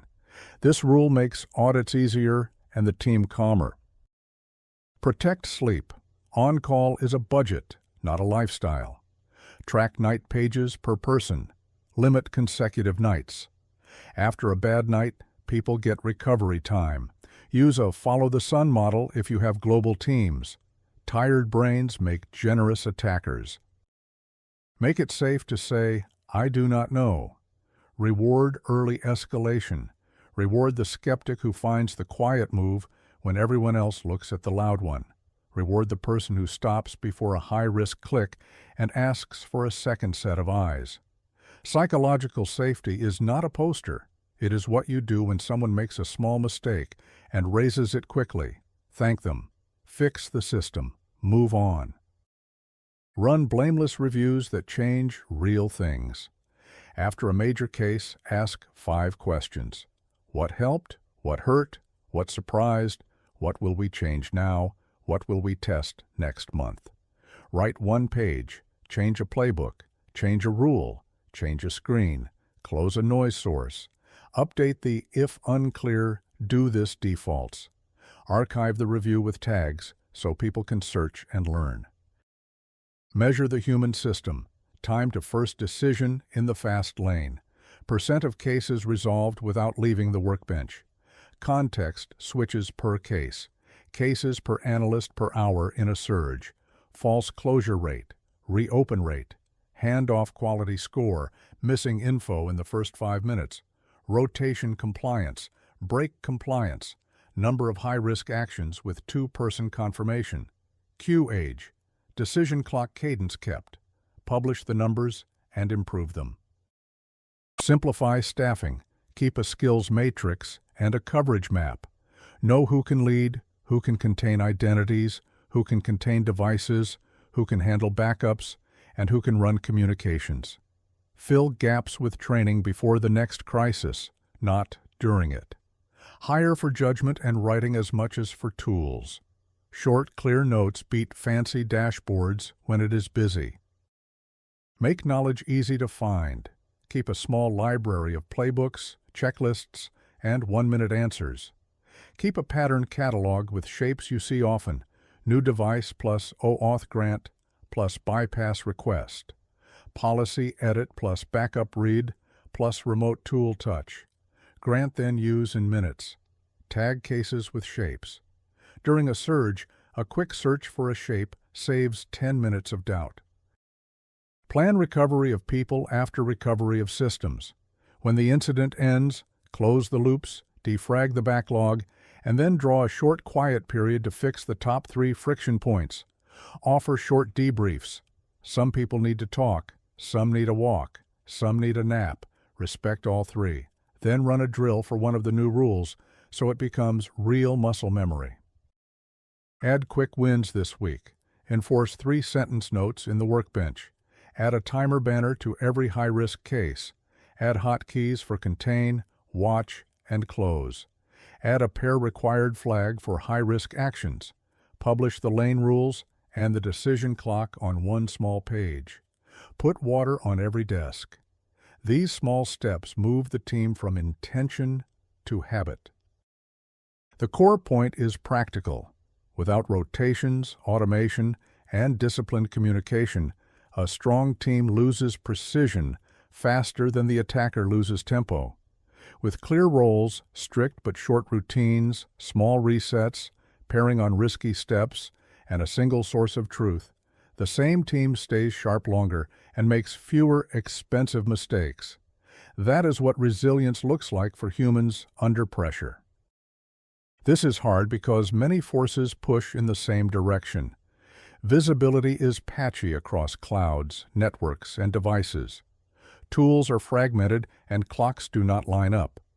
The attacker uses noise and clean-looking actions to hide in normal work. Time pressure punishes both delay and overreach. Laws and contracts impose limits that you cannot ignore. Operational technology adds safety rules that slow intervention. People get tired and lose precision. None of this is rare. Most organizations live with these limits every day. A massive attack turns small gaps into a system-wide problem. It is also possible to win. The path is not mystery or secret tricks. The path is to make a small set of disciplines so routine that they hold under stress. You do not need perfect tools. You need fewer tools that fit together. You do not need perfect data. You need the critical data on time with clear names and times. You do not need a hero. You need a team that can act fast on partial facts without breaking itself. Start with what matters first. See the assets that decide outcomes, identities with power, backup controllers and vaults, crown jewel data stores, directory and single sign-on, orchestration for build and deploy, control planes in the cloud, put them on a single map, attach owners, purposes, and lifecycle stage, turn on full audit logs and strict time sync for them. Send these logs to a sync that lives outside the day-to-day tenant. Add canaries that touch only when someone explores. Measure coverage as numbers, not feelings, and close the gaps. Make the signal usable. Normalize events to a simple schema before humans see them. Attach canonical identifiers for user, device, application, role, resource, and key. Stamp event time and arrival time. Compute and store SKU. Group duplicates by fingerprint. Correlate by identity and asset into clusters. Enrich clusters with role, device health, data classification, token state, owner, and recent risky actions. Score the cluster, not the line. Put a clean timeline and a short header in front of the analyst in one screen. Add hotkeys for the three choices: close, watch, contain. Treat identity as the center. Use phishing-resistant multi-factor authentication for privileged roles. Cut standing privilege with just-in-time elevation and short timers. Give service accounts owners and expiry. Prefer short-lived workload tokens over long-lived secrets. Enforce strong consent rules for applications and review scopes in plain language. Keep identity quarantine modes ready for people, service accounts, and applications. Make revocation real-time across services. Tie help desk bypass to a second channel and a timer. Record every identity action in the case with who, what, when, and why.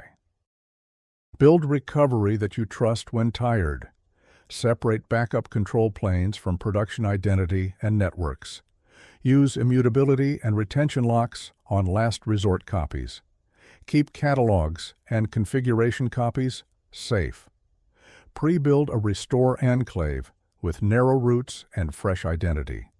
Define useful for each crown jewel service in simple steps. Scan and watch before you connect. Decide restore order by business value. Drill to useful, not to it mounted. When identity is at risk, default to deny restore requests from production tokens until trust returns. Control trust in suppliers. Pin and verify what you pull. Require signatures and provenance for what you ship. Isolate builds and artifact registries. Guard signing keys in hardware security modules with two-person approvals. Stage updates in rings with canaries. Be ready to freeze a vendor or a feed in one click. Make vendor access per user, per session, just in time, and fully log through your gateway. Write clear go criteria for cutting a channel and follow them without a debate. Keep operational technology safe by design. Separate business and control networks with a demilitarized zone and read-only paths where possible. Use passive visibility for field protocols. Protect engineering workstations like crown jewels. Require 2 people for logic changes. Keep offline tested copies of logic and configurations. Add set point guardrails. Quarantine by rate and by session, not by power off, unless the process is safe. Blend roles in one room: operator, process engineer, network, and security. Start every playbook with safety checks and end with clean notes. Turn time into a rhythm you control. Use a decision clock. At fixed intervals, state what changed, what you believe now, and what you will do next. Use timers on observation. When a timer expires without clarity, escalate one level of containment by rule. Choose reversible steps first. Scope controls tightly to identities, roles, devices, and paths. Pre-approve thresholds that trigger action on first touch to backups, on risky app consents, on logging downgrades, and on grant then use sequences. Make rollback steps part of every playbook and practice them. Make law and governance part of the design. Keep a breach decision tree that maps technical facts to notice rules and timers. Involve counsel early with short factual updates. Preserve evidence with chain of custody. Limit and log access to personal data during analysis. Keep a contract matrix and an insurance checklist. Use thin emergency approvals with duty approvers for identity, cloud, network, and backups. Log every strong action with reason and approver. Align internal and external messages to the decision clock. Protect people so they can protect systems. Define roles: lead, conductor, scribe, communications, skeptic, liaison. Keep 2 lanes, fast and cold. Limit high-intensity shifts and enforce breaks. Pair on high-risk steps. Run micro-resets each hour. Cut chat noise and keep the case as the single source of truth. Train on decisions, notes, and undo paths, not just on tools. Measure the human system with numbers you can improve. Time to first decision, context switches, reopen rate, handoff quality, and 2-person confirmations. Use a small set of metrics to steer the whole program. Visibility coverage for crown jewel classes. Percent of events normalized and correlated at ingest. Time to first decision for high-risk cases. Percent of privileged identities with phishing-resistant multi-factor authentication and just-in-time access. Token revocation time across major services. Percent of backups with immutability and last verified useful restore time. Median time to freeze a vendor or feed. Percent of operational technology controllers with current offline logic backups. Queue age and deduplication ratio during surges. Publish these numbers and move them. Adopt a stage maturity path so progress is visible. Stage 1. See and name the critical things and put their logs in one place with accurate time. Stage 2. Correlate and enrich before people look and make identity controls short-lived by default. Stage 3. Pre-build quarantine modes, restore enclaves and supplier freeze switches, and run drills that bind it all into muscle memory. At each stage, you remove minutes of debate and add minutes of calm action. That is how you trade confusion for speed. Use a 90-day plan that anyone can follow.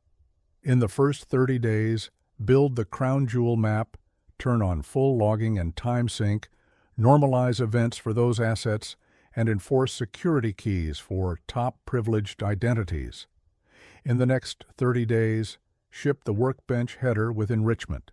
Enable just-in-time access for one admin role. Make a backup catalog copy immutable and run one loud plus quiet drill. In the last 30 days, deploy identity quarantine and a restore enclave for one service, add supplier freeze to the pipeline, and run a joint operational technology drill. Measure before and after. Show where minutes dropped and where errors fell. Keep a short, repeatable playbook for any surge. Protect visibility first, logs, case, and time. Protect identity. Next, revoke risky tokens, add step-up, cut standing roles. Protect recovery next, backup keys, catalogs, and vaults. Then contain by identity, device, app, and path with reversible moves. Run quiet checks during any loud event. Use the decision clock and write 3-sentence notes. Pair on risky steps. Roll back exceptions fast. Close with a 1-page review that changes one screen or one rule every time. The finish line is not silence. The finish line is confidence.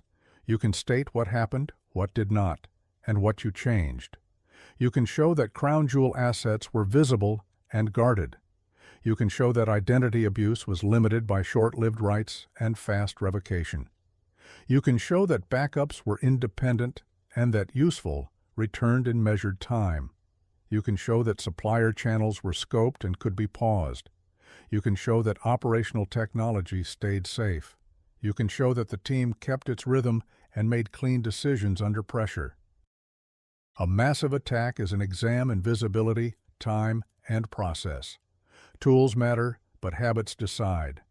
Organizations that practice inventory, normalization, correlation, identity-first controls, independent recovery, safe segmentation, supplier hygiene, and disciplined human work keep damage small.